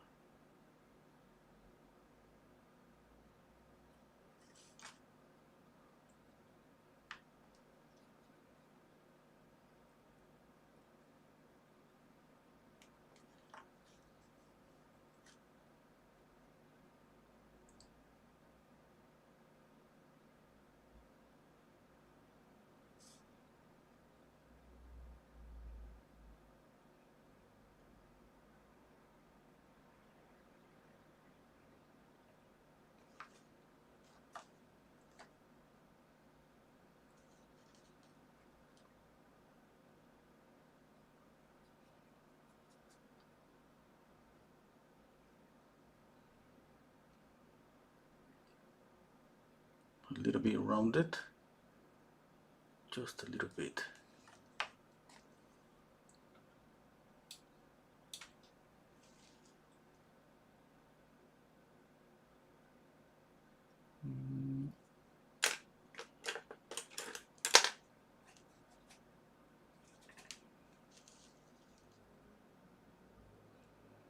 Okay, I have to narrow the face a little bit here.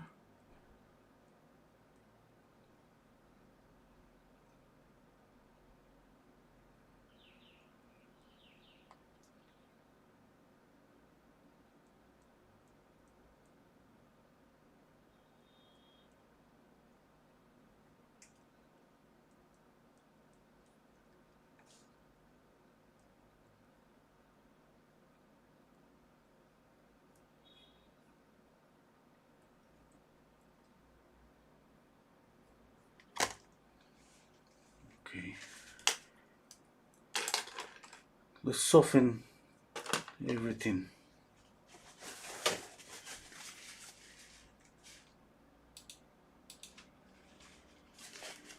Hello, Anna. Hello, Ati. Okay. Jonas, when seeing really dark black shadows, do you recommend to do it that color or soften the intensity of it? Yeah, it depends. So many times I decide to light up everything, because sometimes I just like it to make it lighter, to make it softer. Now, now I'm trying to get closer to the value, light and shadows, to get closer to that. But so many times I see a darker shadow sometimes, and I think, okay, I'm not gonna paint that dark. I'm gonna make it a little bit lighter, just because I like it. In this case, since I want to represent, the intensity of the light, I gotta go darker on the shadows because that's contrast.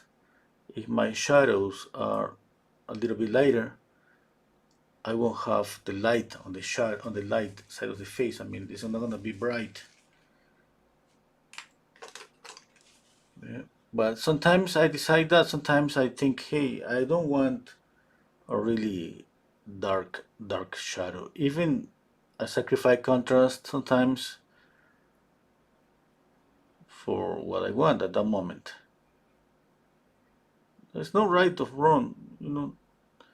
We can just copy a photograph as much as we want to get really close, okay? Or just use it, and not try to copy it. I mean, obviously we copy, but we're using this now with the purpose to make it pretty close. Like I said, there's no right or wrong. It's just what you want, and sometimes what you want change. At the moment. Sometimes I see a photograph and I think, okay, I love this photograph, but I don't love those dark shadows. At the beginning, I said something about this shadow here.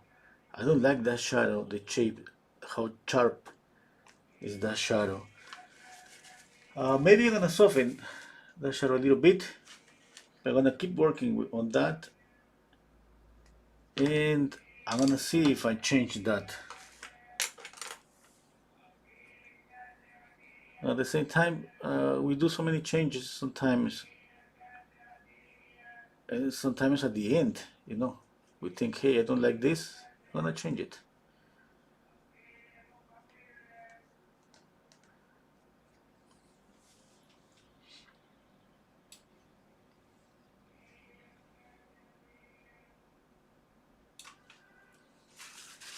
Okay, I'm gonna put more yellow here and white.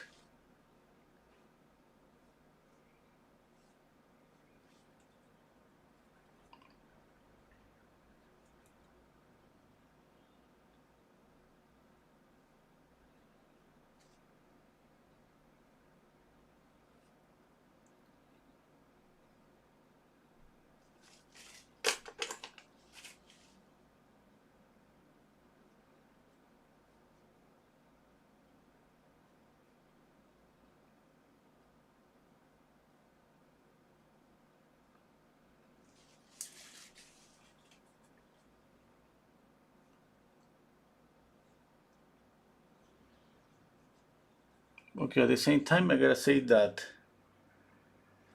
uh, it's not that it's easier one thing than the other, like copying exactly the photograph or just using the photograph just to paint, not with the intention of copying.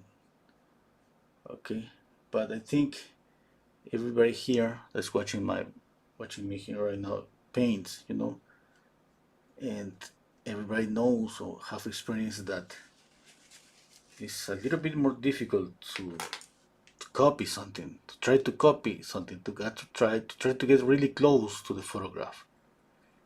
It takes more time, okay? But that's not a goal, okay? When you want to be a painter, sometimes you just want to enhance color, want to change things. Nobody's gonna tell you that you gotta copy something perfectly, yeah? But I'm just saying something that is real, I think. And what happens is with practice, we're getting better at copying because basically, even when we don't want that, we get better when we copy. And one of the things that obviously that's the reason that it's pretty difficult is getting the likeness because the likeness is about copying something.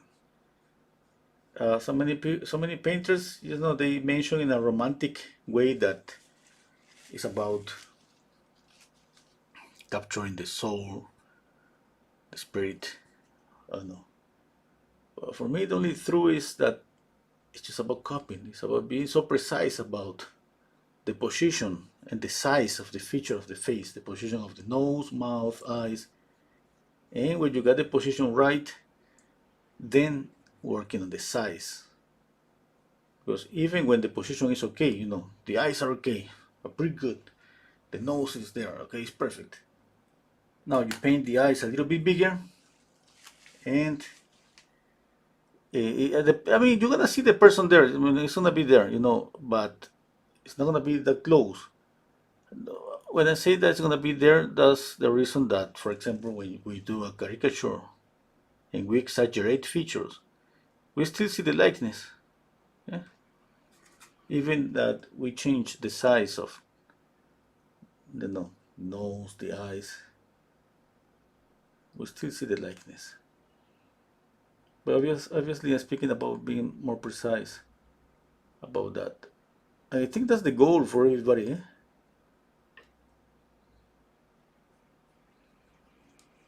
There are so many opinions. I remember some of my teachers, some of them, they were like, "Hey, you gotta be. Your goal is to copy something, be so precise."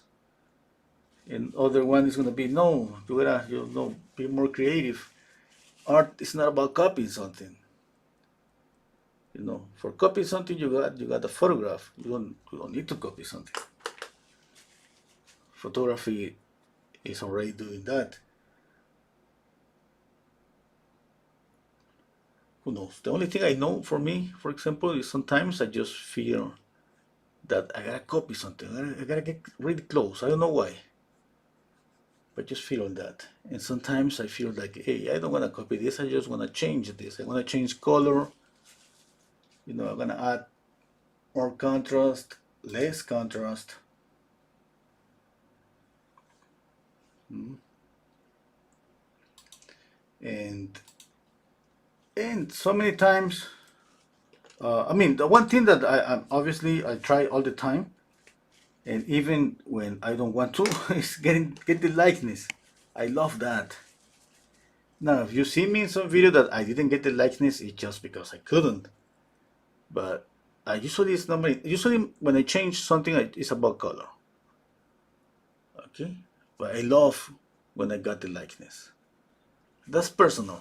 That's personal. That's not something that nobody has to follow me on that. You know.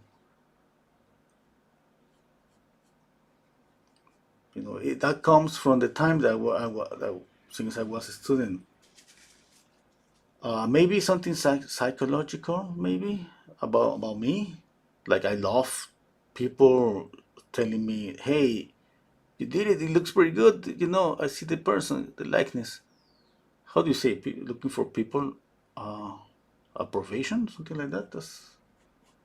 It could be. At the same time, some of my friends, they used to paint. They used to have an amazing painting, and they were pretty proud about their own paintings. And if you don't see the face there, like the person that is there, you don't see the legs, they didn't care. I mean, they were like, hey, that's not my intention to copy that. My intention is to get the contrast, to see that there is something beneath the skin, to get the color. It's never about being creative, changing expression, changing emotion, something, anything. But for me, it was always about to get people saying, "Hey, it looks pretty close to the person. It's pretty nice." Yep. And that's why every time that I paint, I'm looking for that. That's even. I mean, that's something that. Now, you see me that I don't get it. It's just because I couldn't. But always trying.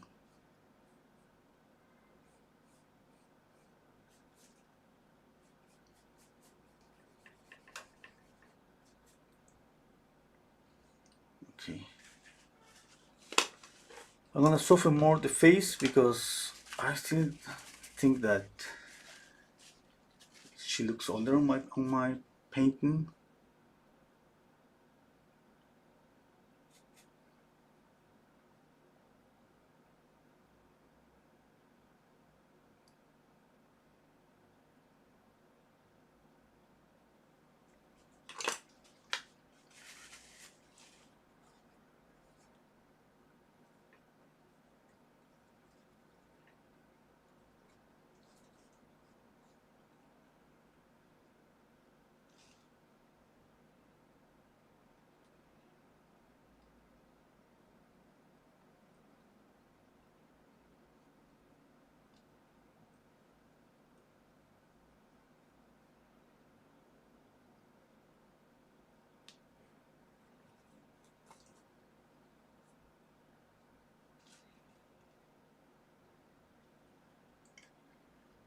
Okay.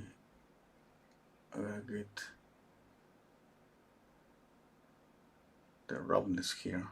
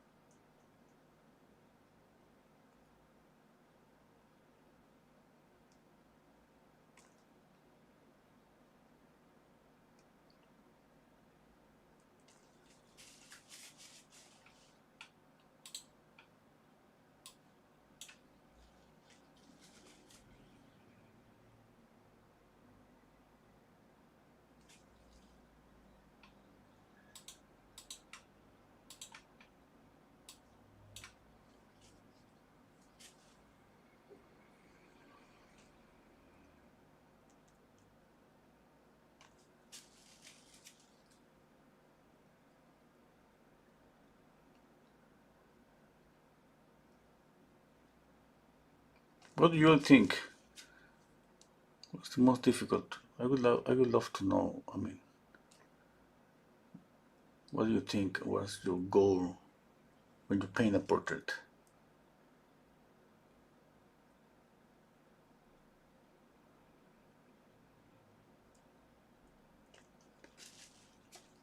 Somebody share my opinion about that.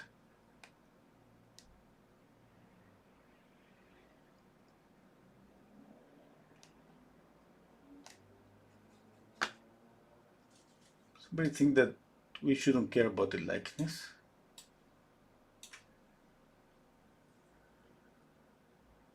Okay, I think I gotta do something here. I think I got a mistake here in this area. Yeah, I noticed something. I think.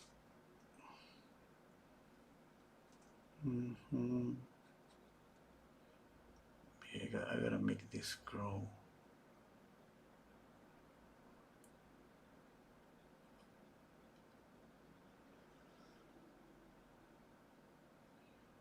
There, yeah.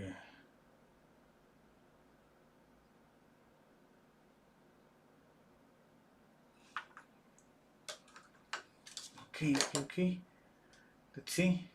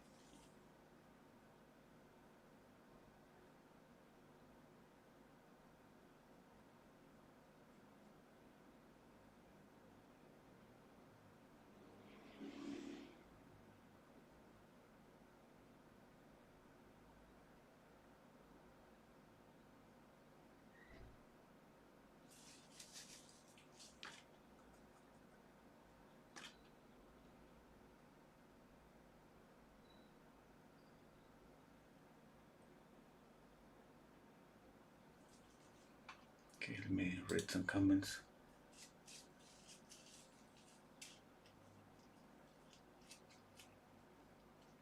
Oh, the model of your portrait looks like a little bit depressive. Okay, I'm gonna check out that. Thank you.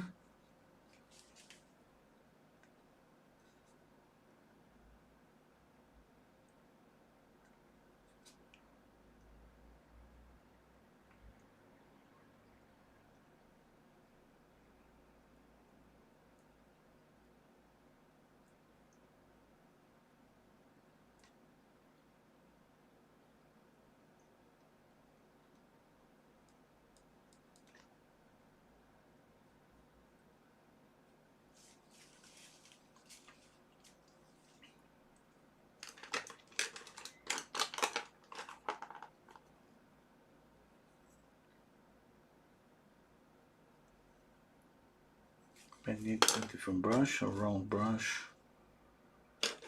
Okay. I don't have a round, a kind of pointy new round brush. Okay. I'm gonna use this one. I've been using this one for blending.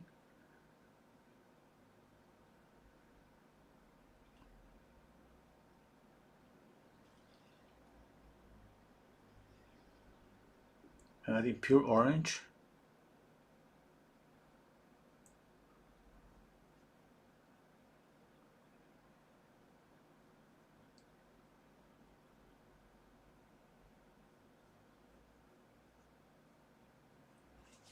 Okay, let me step back.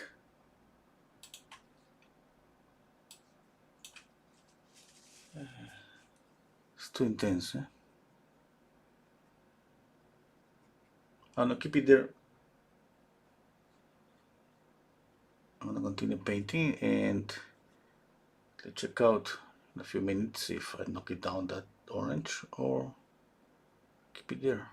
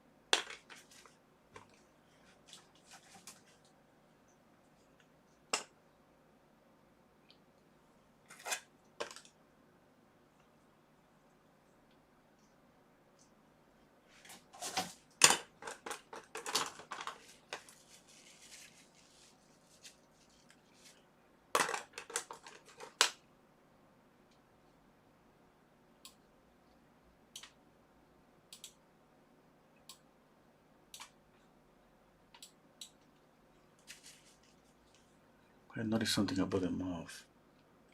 I gotta make it a little bit darker here.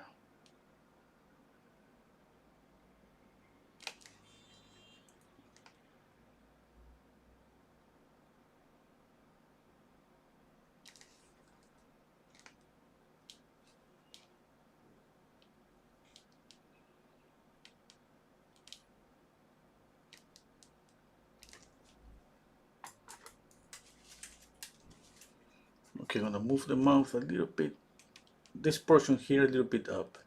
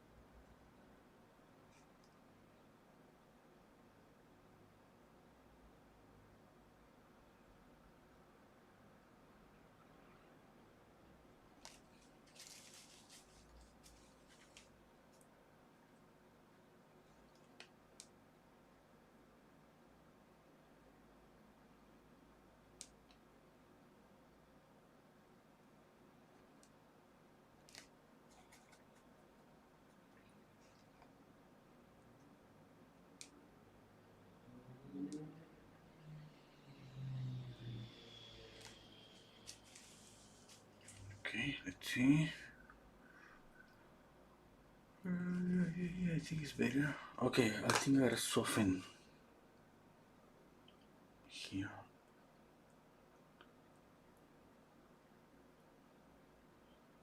More light. Here. Okay, okay. I noticed a mistake.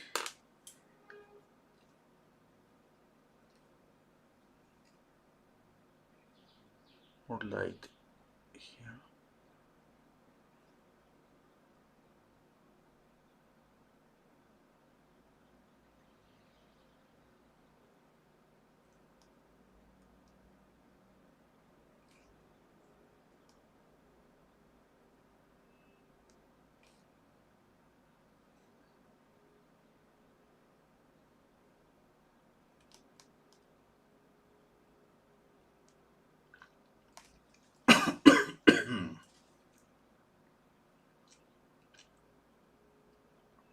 Sorry.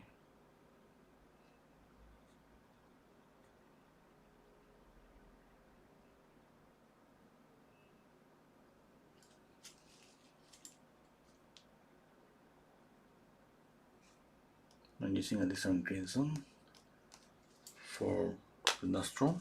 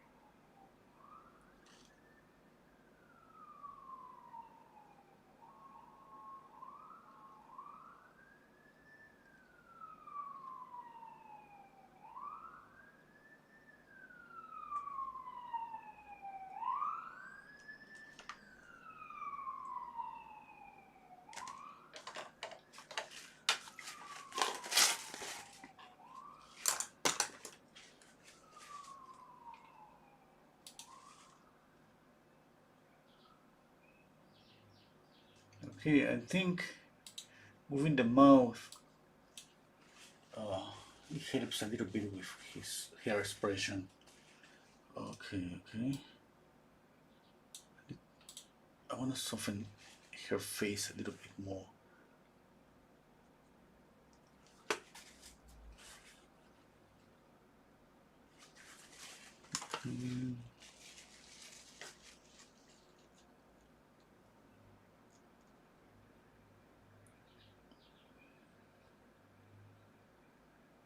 Let's see.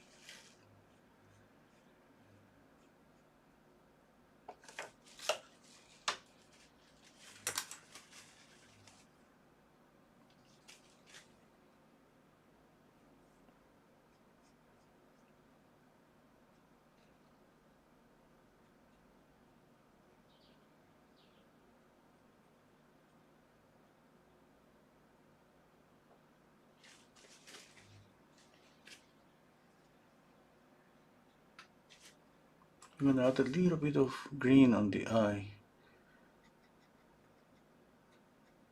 This one, a little bit.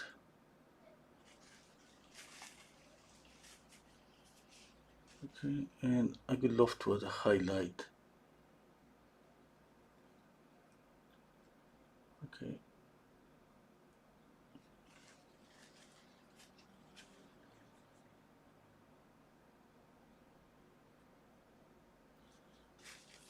I think that add more life to the eyes.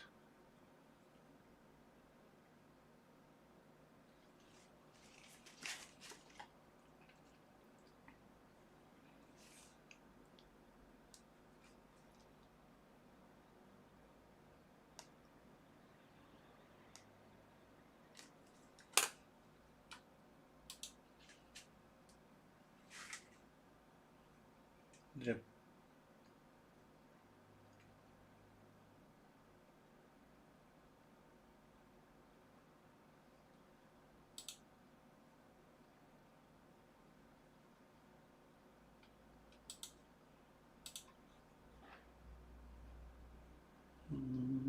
Okay, I'm gonna soften more. I'm gonna soften here this highlight.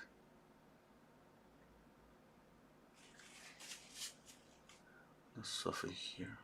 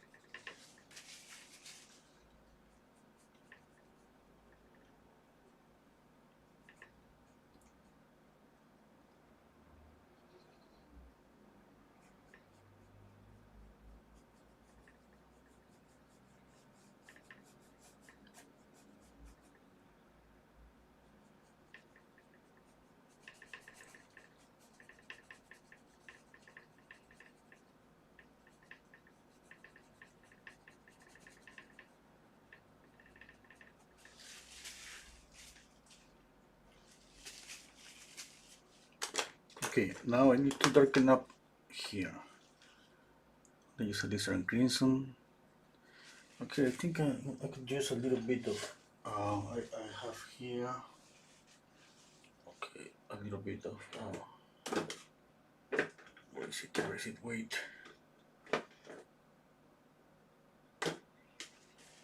Okay, here. I have a little bit of raw amber.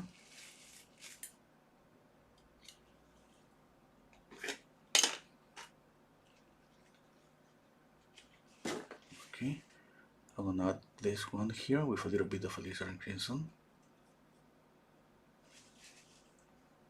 Okay.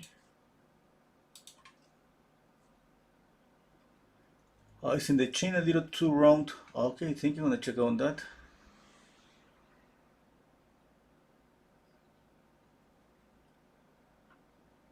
Okay, universe is saying hello. It's okay when I paint with your videos on reference. Yeah, usually I pick up reference from Pinterest. I think that's okay. Yep. The link to the photograph is in the description. I mean, all my videos here has the link to the reference photograph.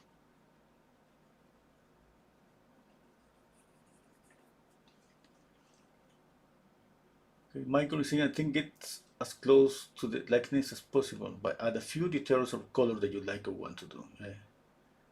Mary saying, universe, you might like trying out a class.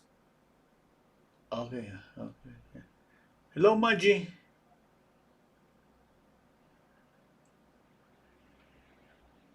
The colors on this really pop with the palette yellows and orange next to the blue sky, and then the orange here. Thank you, beautiful. Thank you. Okay, I'm going to add more contrast by adding this. As you can see, it's darker. It looks so black on my screen. It's not black. It's raw amber, and I want to add more red here. And a lizard green, so by adding right now a little bit of cadmium red just to light up this. You know, looks on the screen looks really black.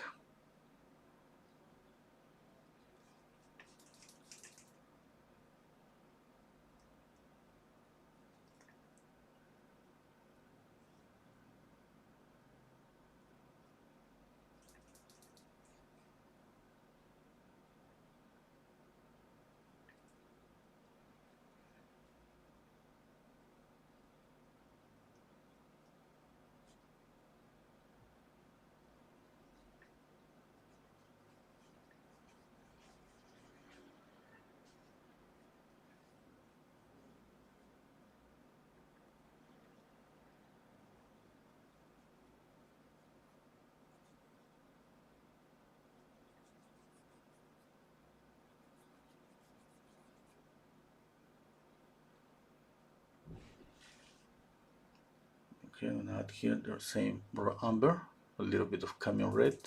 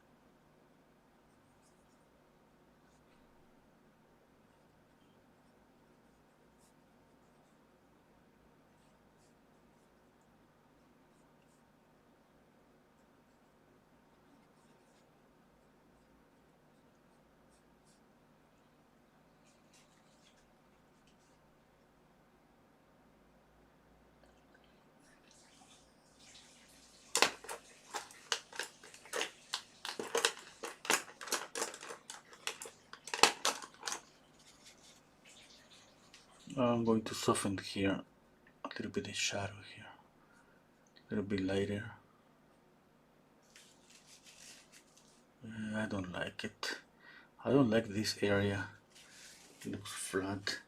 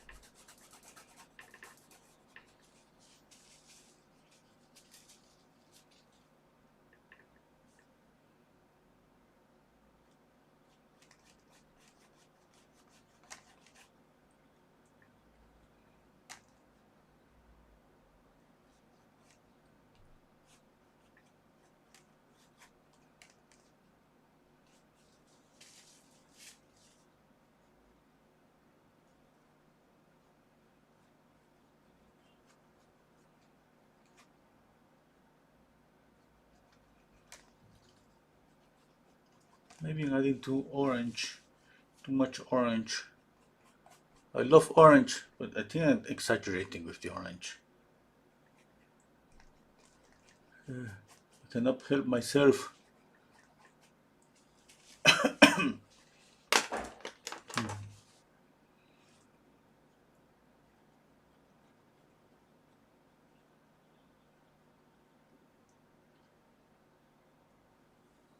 Or too much forehead, I think. Okay, let's work on the chin. Yeah, it's too rounded now that I see it. I need to make it more. Okay, it's rounded, but not that rounded. Okay. I'm zooming in the photograph here. Yeah, let's work.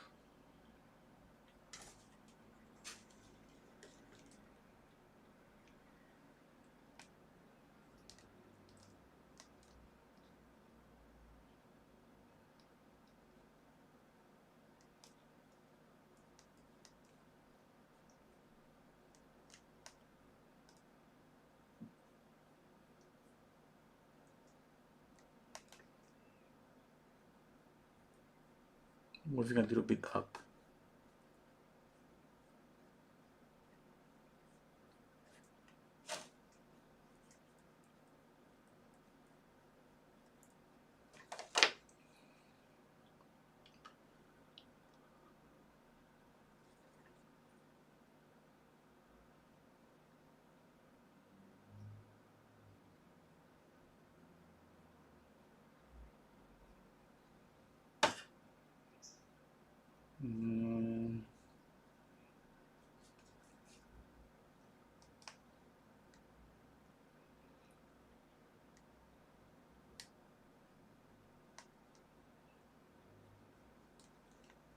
Okay, let's blend a little bit.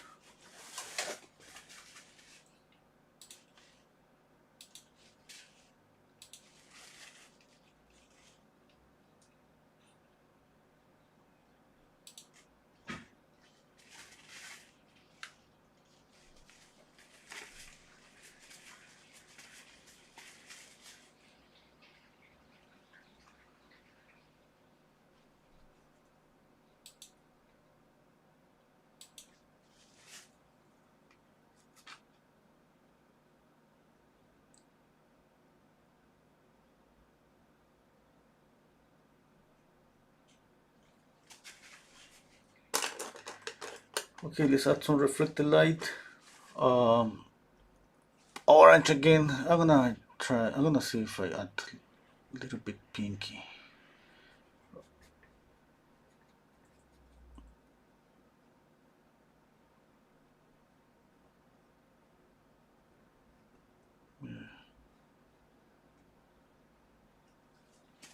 Just to change it a little bit bluish up here.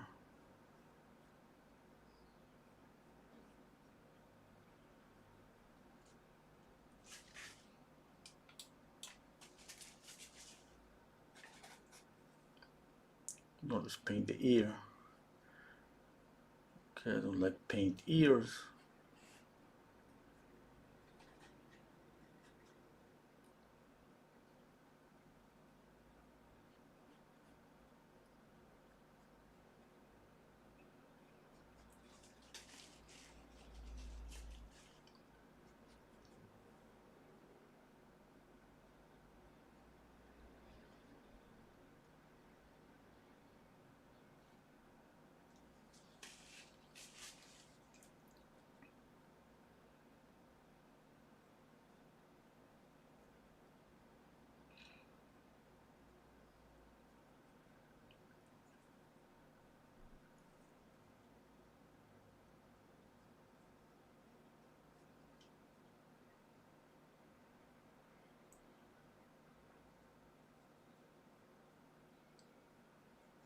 I usually paint for 3 hours.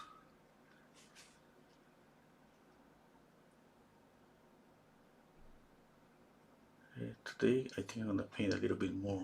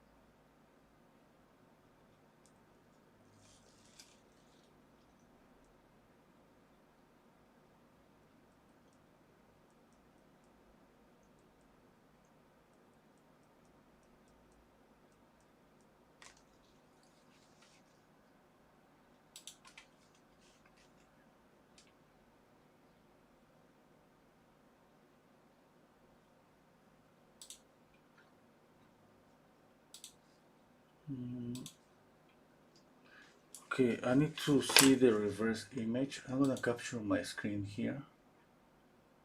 Just give me a second.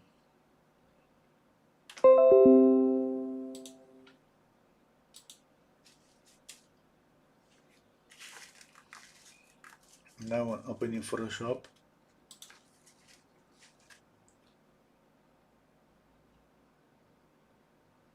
Just a second.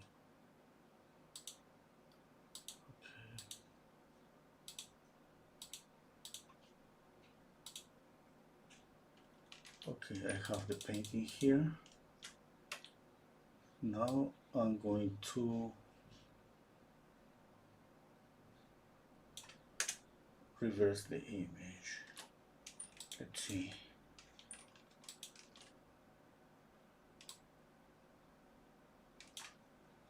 Yeah, I like it. Oh, I like it. I think it's something about here is not okay. Width of the face, yeah. And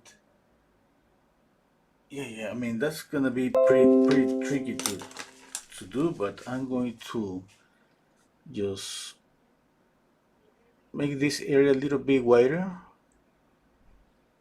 Just a little bit wider. Basically, with this brush, I'm pushing the paint, to the shadow. And at the same time, obviously, what's going to happen is going to be pretty softened. The edge is going to be pretty softened. Okay. Yeah, I don't like this eyebrow. I could see that something wasn't okay with the eyebrow. Now that I'm checking out the reverse image, I can see this pretty clear.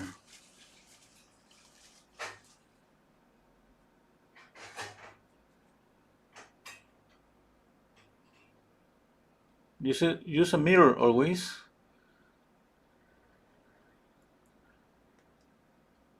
Okay. Let's see. Yeah. Yeah. Okay, another thing is the shadow here below the mouth. It's a little bit darker. And the reflection here on the nose. I'm gonna add a little bit of pink. Just to change the color a little bit because everything is here too orangey. Okay. Just a touch. Okay. What about the shadow here?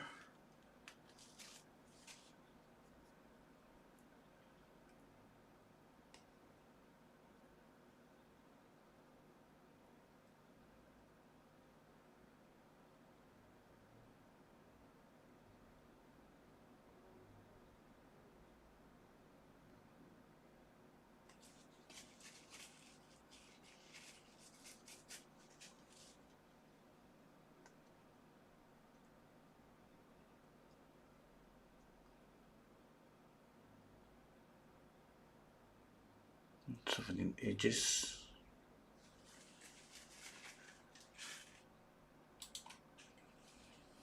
Okay. I'm gonna knock down this orange.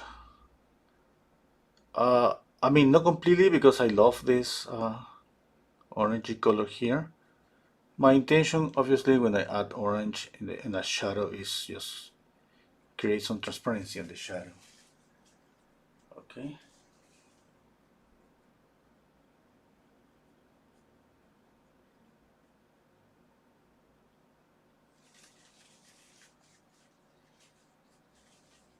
A little bit of orange to the edge of the face.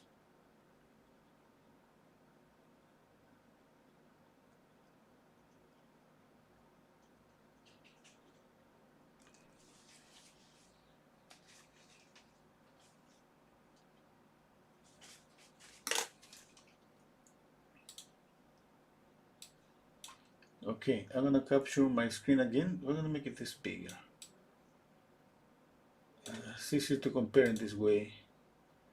Now I'm gonna capture the screen and put it back.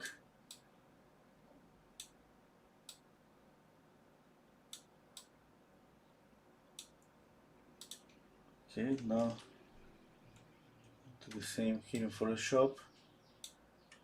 Now we reverse the image.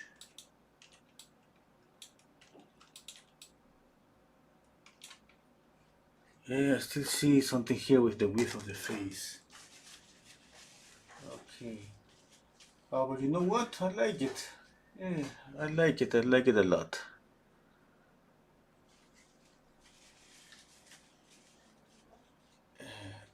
I need more light on the hair. More detail here. More light on the hair here.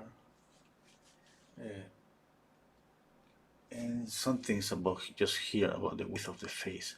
I'm gonna push this a little bit more. When I say pushing, it's just like moving the oil paint, you know, from this to the edge, and then kind of moving the darker color here and making the face a little bit wider in that area.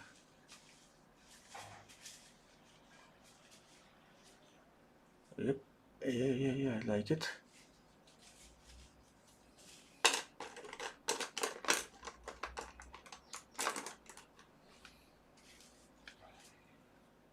You know, now that I reverse the image, you know what?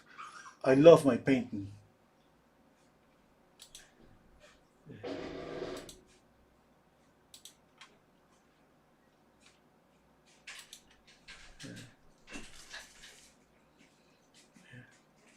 Oh, thank you, Barbara. Thank you. Ernest Universe Exploring. Hello, Exploring History, Punjab. Thank you, Narita. Thank you, Mary.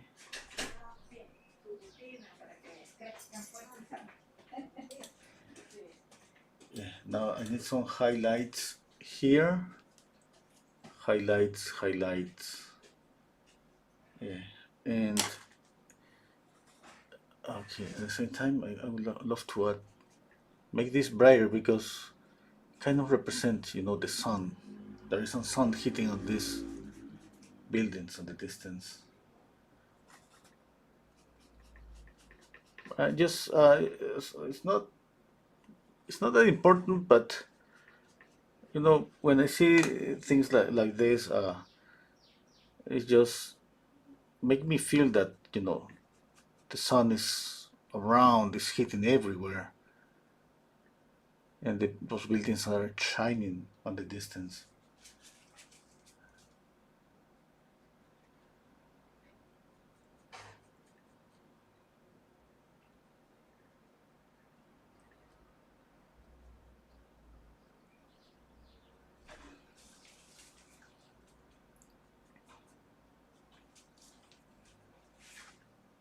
Okay, since this is lost here, you know, everything is lost. I could go and make this everything really sharp. I mean, it's not like the whole edge, you know. I can make this sharp and this kind of soft. Okay, don't when you work on an edge, don't think that the whole edge has to be sharp. It's like turning on and off something. Okay, sharp here and lost here, you know, and that works pretty good. Usually works pretty good. The same here, you know, a little bit lost. Okay, now let's add some highlights. Just white and chrome yellow.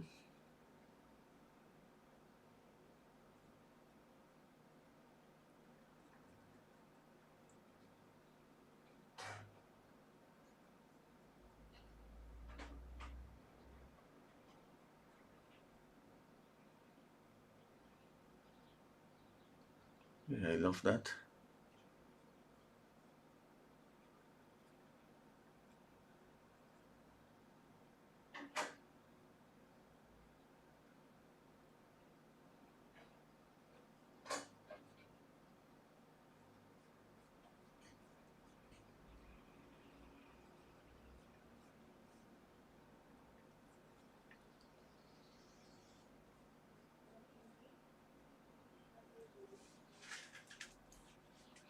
At the same time, I'm thinking that I should add more roundness here. here? More light, it's more light, or maybe is I have to make this more rounded. It looks like a little bit rounded, I think. Should be a little bit rounded.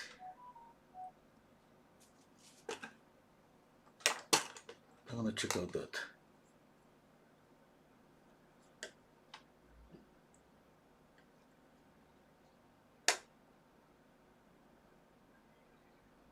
I think it's okay. I'm just comparing. You know what I do? I move my eyes just like that.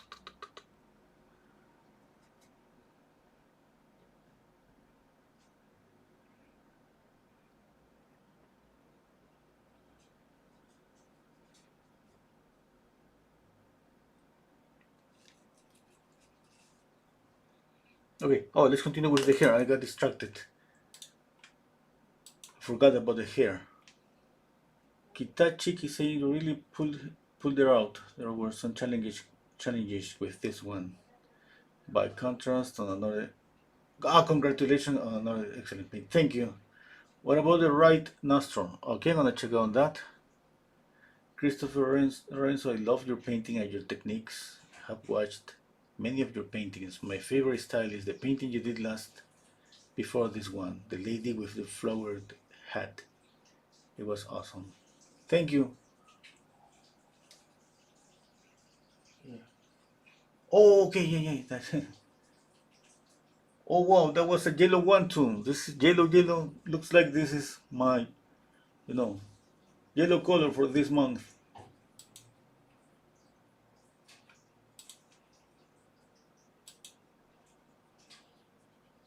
Okay. I was thinking about what about the hair. Okay.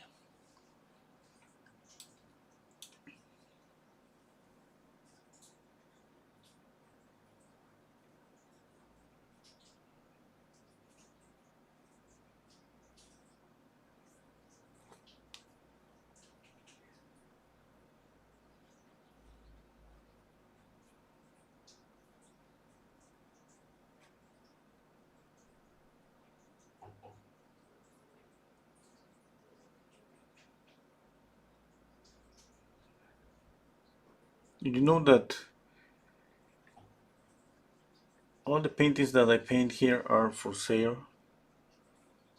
Okay, the price is $160, shipping included.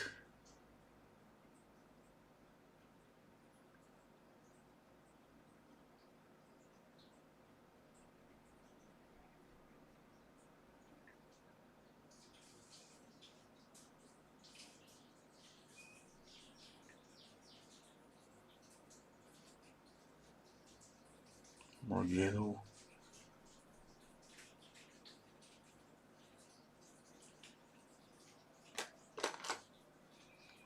And on the link on the screen, you have my Instagram account where I post different paintings. No, I'm lying. You're gonna see the same paintings. Are you saying that just for to make you all go to my Instagram account?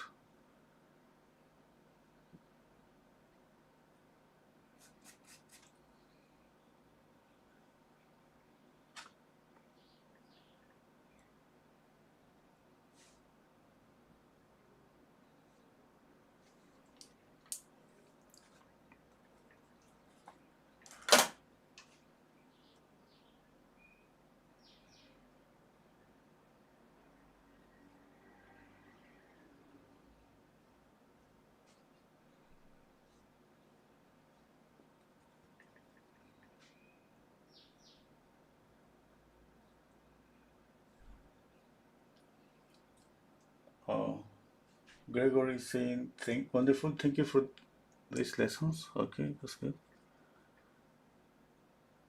Thank you all for being here. Did you like it? Obviously, smash the like button.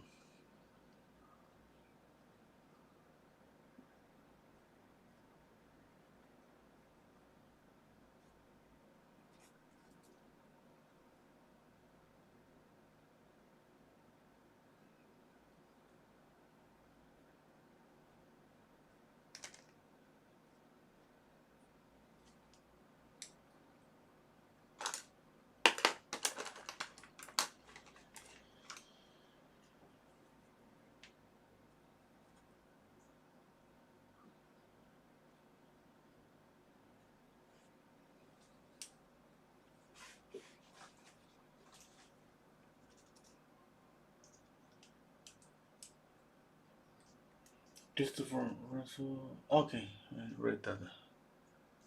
Oh, what about the nostril? Yeah, okay, I'm gonna check out the nostril in a minute.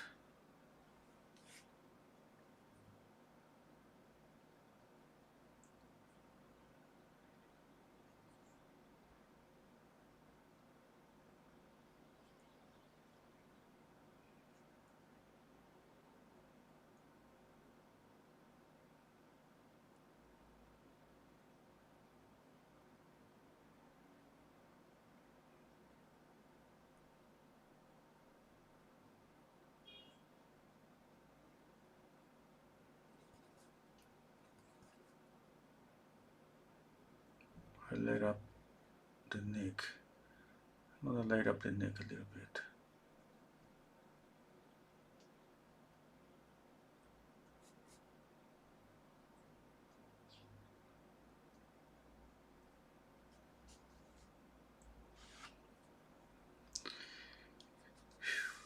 I'm gonna paint the ear.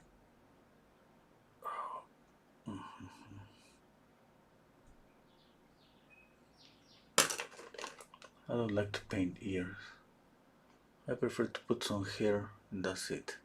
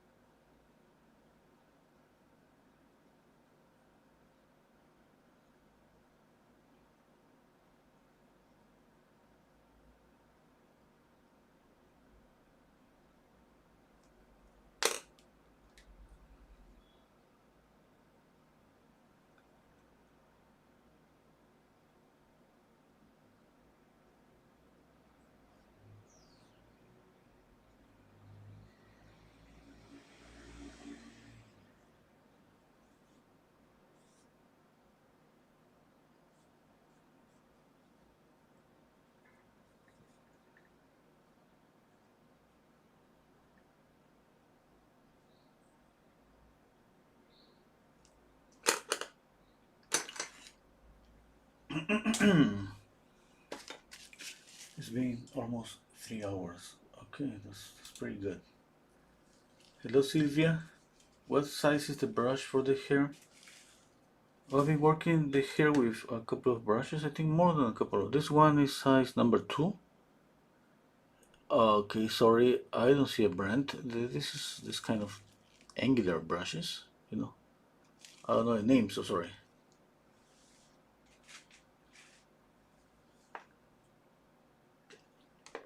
And then basically, I'm using mostly these filbert brushes.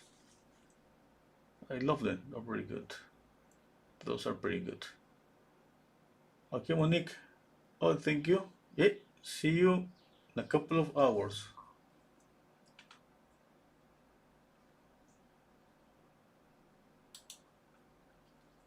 There's a link on the description box, a link on here on the screen to my Patreon account. Okay. My Patreon account is basically about life, paint and drawing along lessons. For example, today we have a drawing session, and we draw for 3 hours.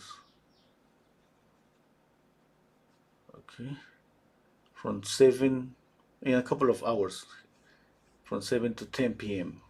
every Thursday. Okay, anyone is free to join? Not free. I mean, this is a payment. Sorry, it's $15 per month, which obviously is for 4 classes.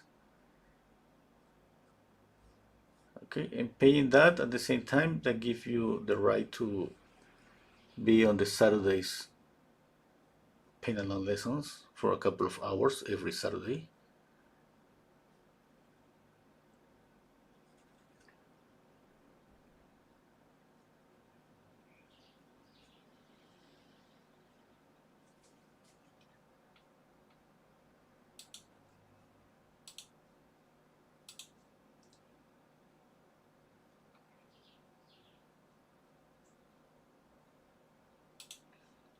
What happens to these pictures after painting? Gregor's asking me that. Okay, I just keep them here with me, and from time to time, uh, I sell them. Usually, I sell them. Uh, but I got a lot of them. There is a link to my website where I just post some paintings if somebody wants to check out.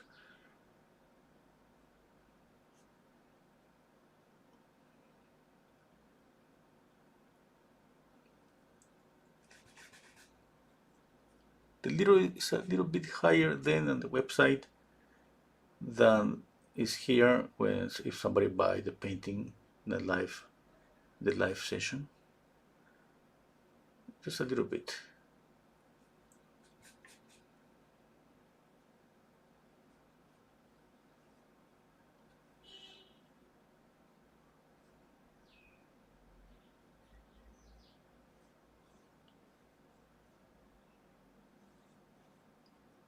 And we paint Saturdays, for example, we painting landscapes this month. The previous month we were painting animals, and then we paint still lifes, flowers. That's on the $4 tier, $4 per month.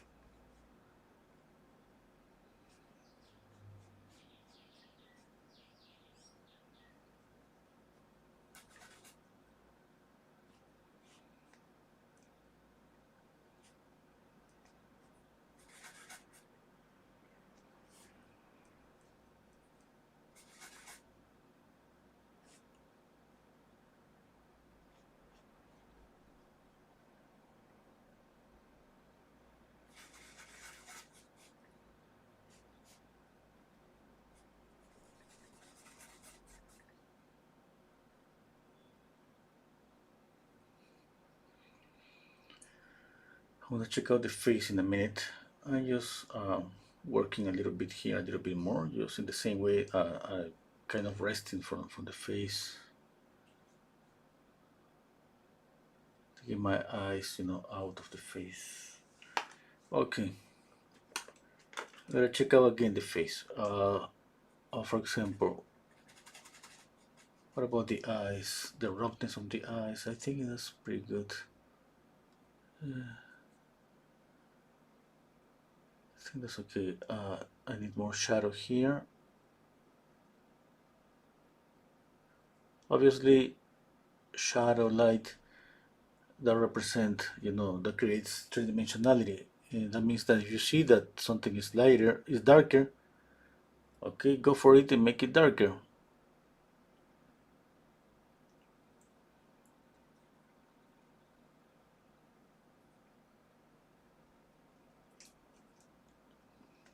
Okay, a little bit lighter here. Yeah. What about the nose? It looks like the shadow goes like this. Oh, here's a little bit darker. I didn't realize about this.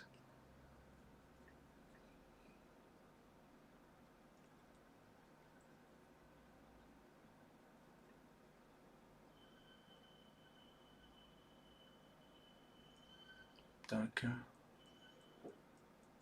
darker.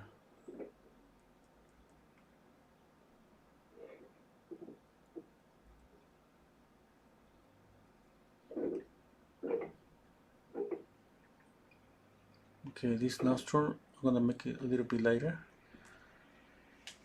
Lighter and orangey.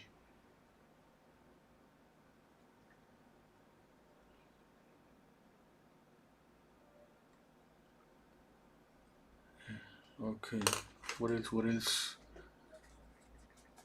Okay, I think I should light up here.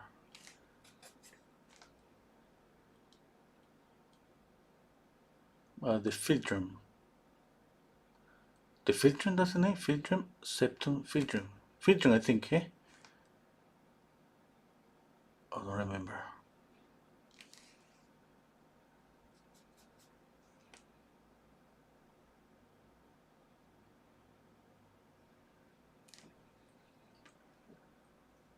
Okay.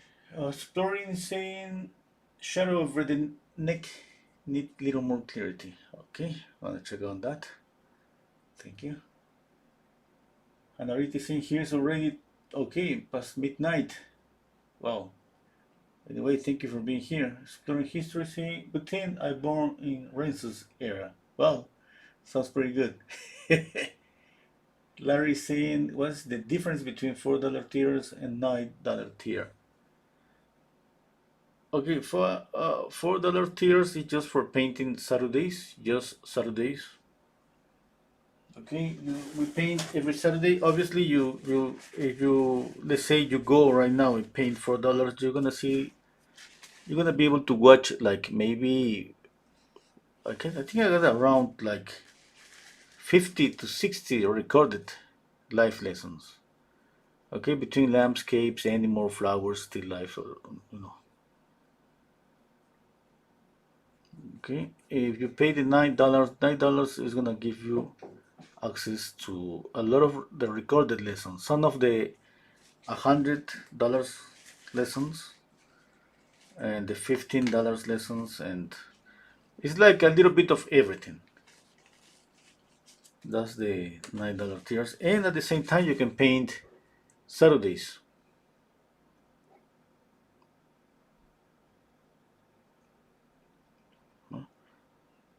You can see the recorded of the upper tiers with the $9, just the recorded, but not completely all of them. You know, we paint usually 4 paintings per month on the $100 tier, and with the $9 tier, you're gonna be able to see just 2 recorded lessons, and we paint Tuesdays, and that's not on the $9 tier. You know, I gotta make a difference between for people that pays more, got more, got more things.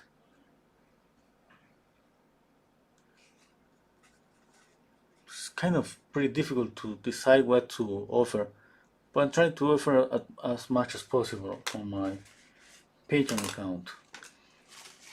I think painting for $4. I mean, that makes what? I mean, $1 each class.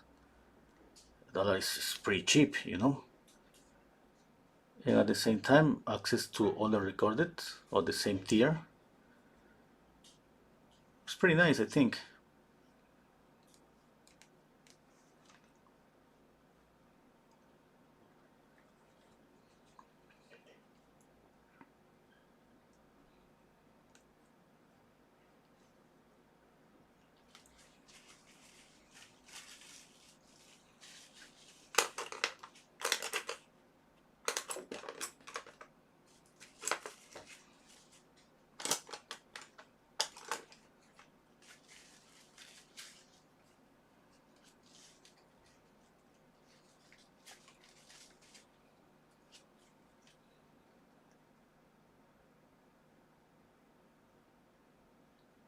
I'm blending here a little bit.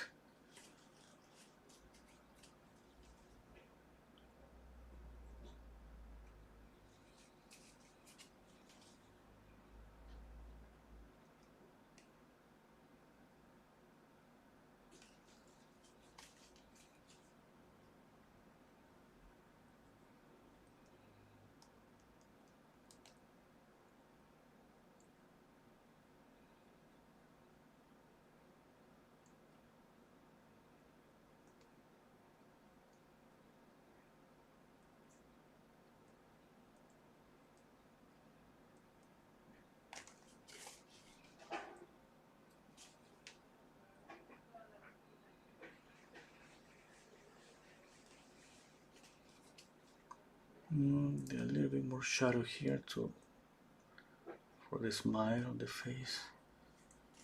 Yeah, I think that works. Soften here, little wrinkles. Yeah.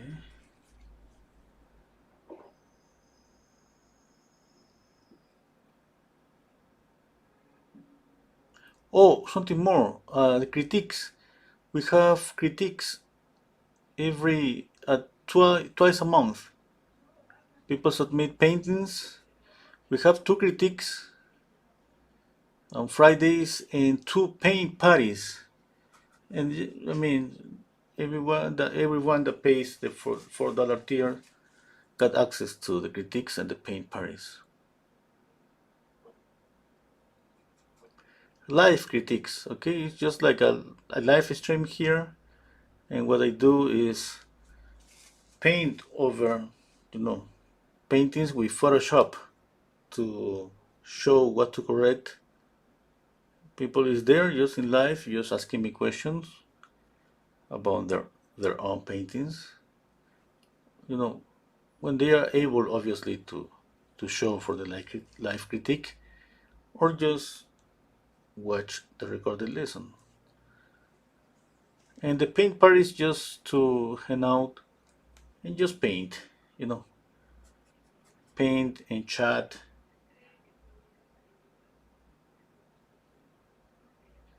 It's pretty nice, you know, pretty nice.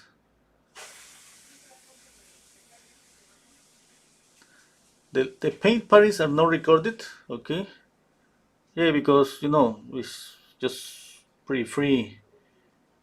We've been even on a paint party. We were painting and singing. Imagine that.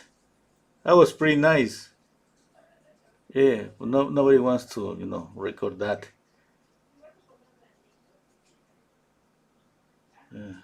We were singing some Beatles songs and some uh, Spanish songs. You know, I was teaching Spanish with music. That was pretty nice. That was pretty nice. Yeah.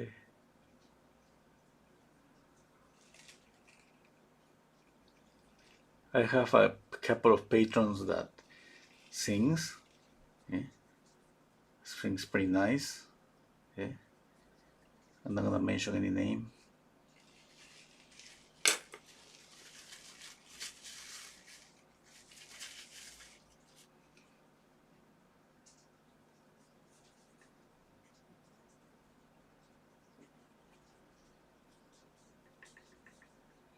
We have a paint party tomorrow. Yeah.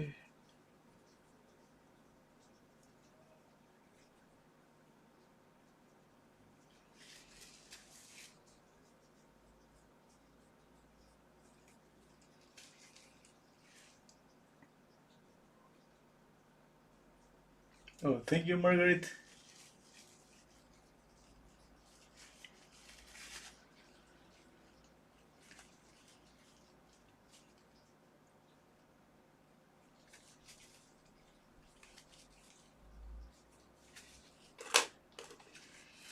Exploring history thing, can you add a pair to the ears? No, don't make me work that hard, please. Exploring history. I would love to, just too much work. Thank you, Maggie. Thank you, Christopher.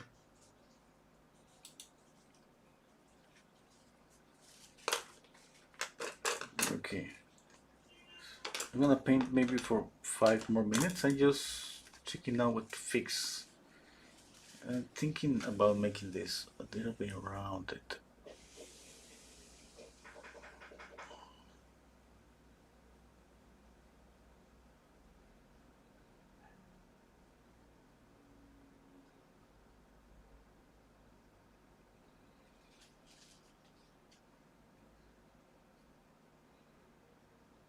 Okay, you can pick up any of my videos here on YouTube and you're gonna find always the image on the description box.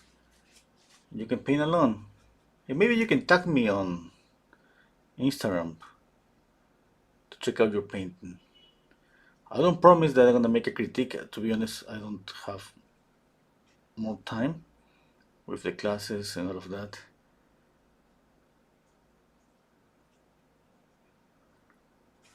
Okay, but anyway, it would be nice to see.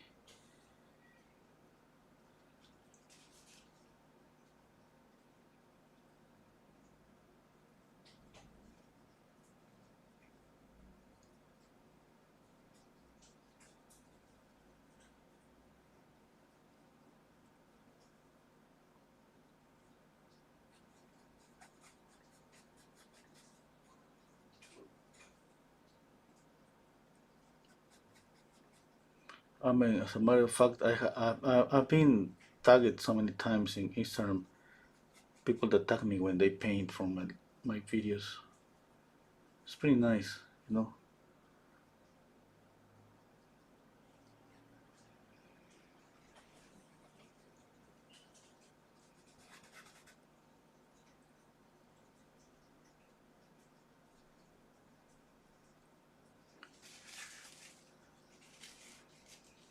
Okay, I think that's it.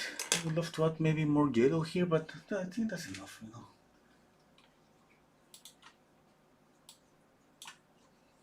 I don't know, maybe.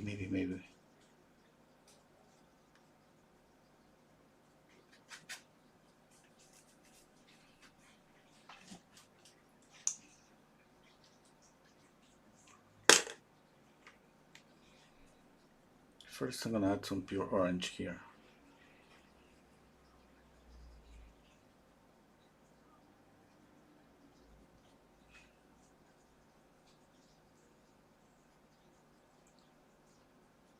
More orange here.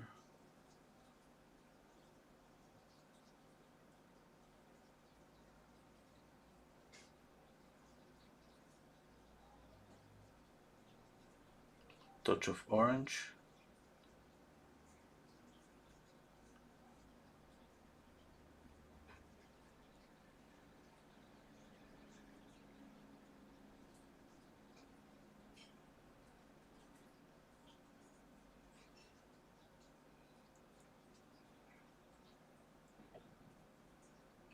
Okay, a little bit of yellow here. Okay, I think that's too intense. Okay, with a little bit of white. Yeah, I think that's better.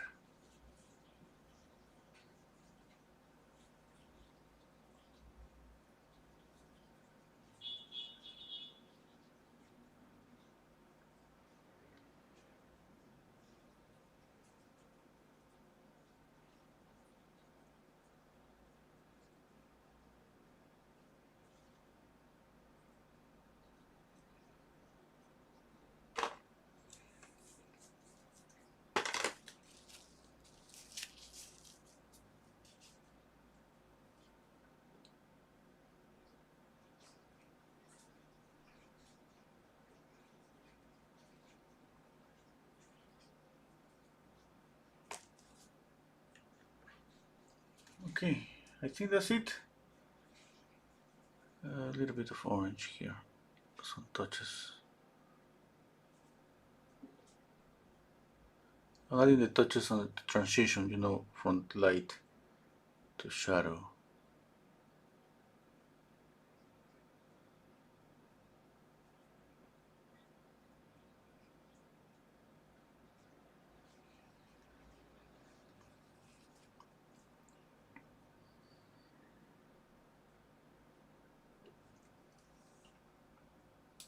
Okay. Okay, thank you so much everybody for being here. Okay, Curtis is seeing, to me her face seems thinner than the photo. Okay, yeah, that was, I was trying to fix that, I think. I'm not gonna be able to fix it. I don't know, maybe it's this side. I'm pretty sure it's here because you know I was moving this a little bit, a little bit, a little bit to make it because I noticed that too. But I wasn't that sure. Okay, I'm gonna check out Photoshop again. What I do here in Photoshop is just reverse the image. Okay, I'm gonna try to compare. Just yeah, there's definitely something here. Okay, I'm gonna try to. Last thing that I'm gonna do. That implies maybe that I have to move the ear, but a little bit of light here. I think is gonna make a little bit of reflected light.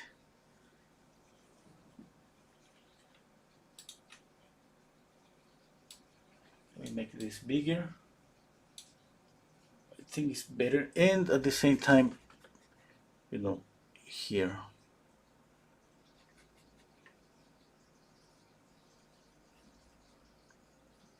I should have done this before. I was trying to make this wider, little by little, just pushing the paint, but I think if I do this, just if I should have done this, it would have been faster.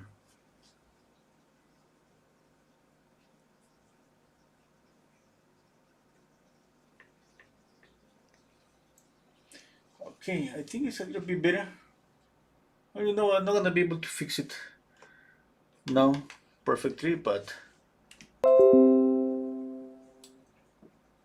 I think it's a little bit better.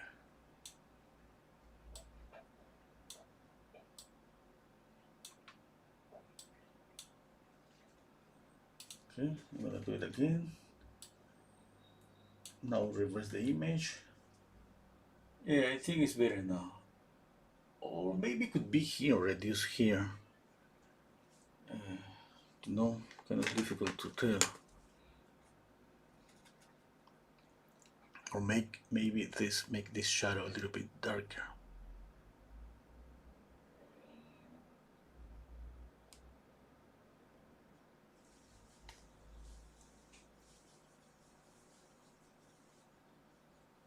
You know, details that are pretty difficult to fix sometimes.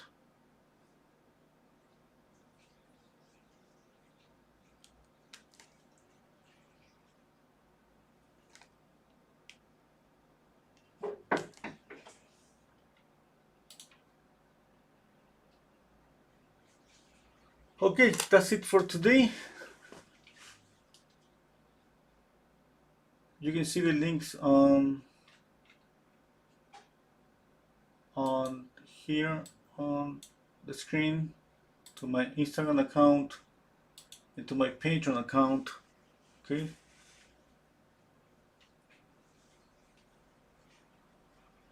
Thank you so much, everybody. Take care, you all. See you next Thursday. Okay. Every Thursday, I'm gonna be here from 2 p.m. Central Time to 5 p.m.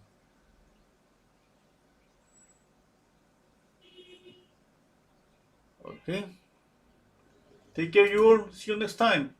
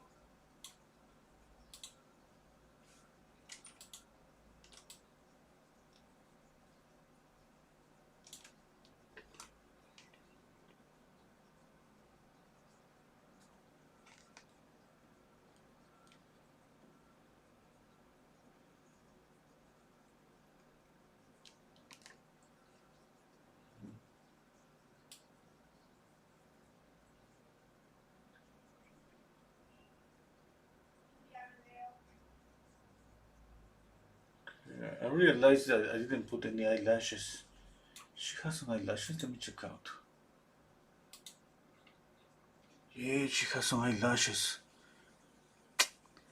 What happened? I forgot about the eyelashes.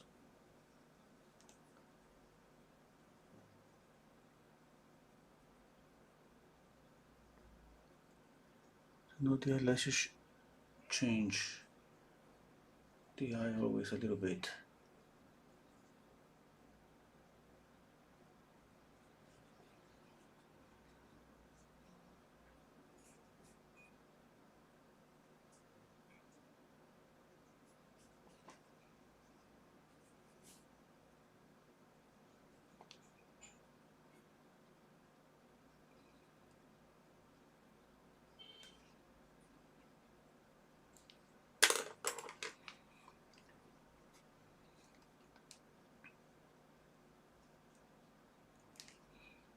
There are always few things that we forget to paint.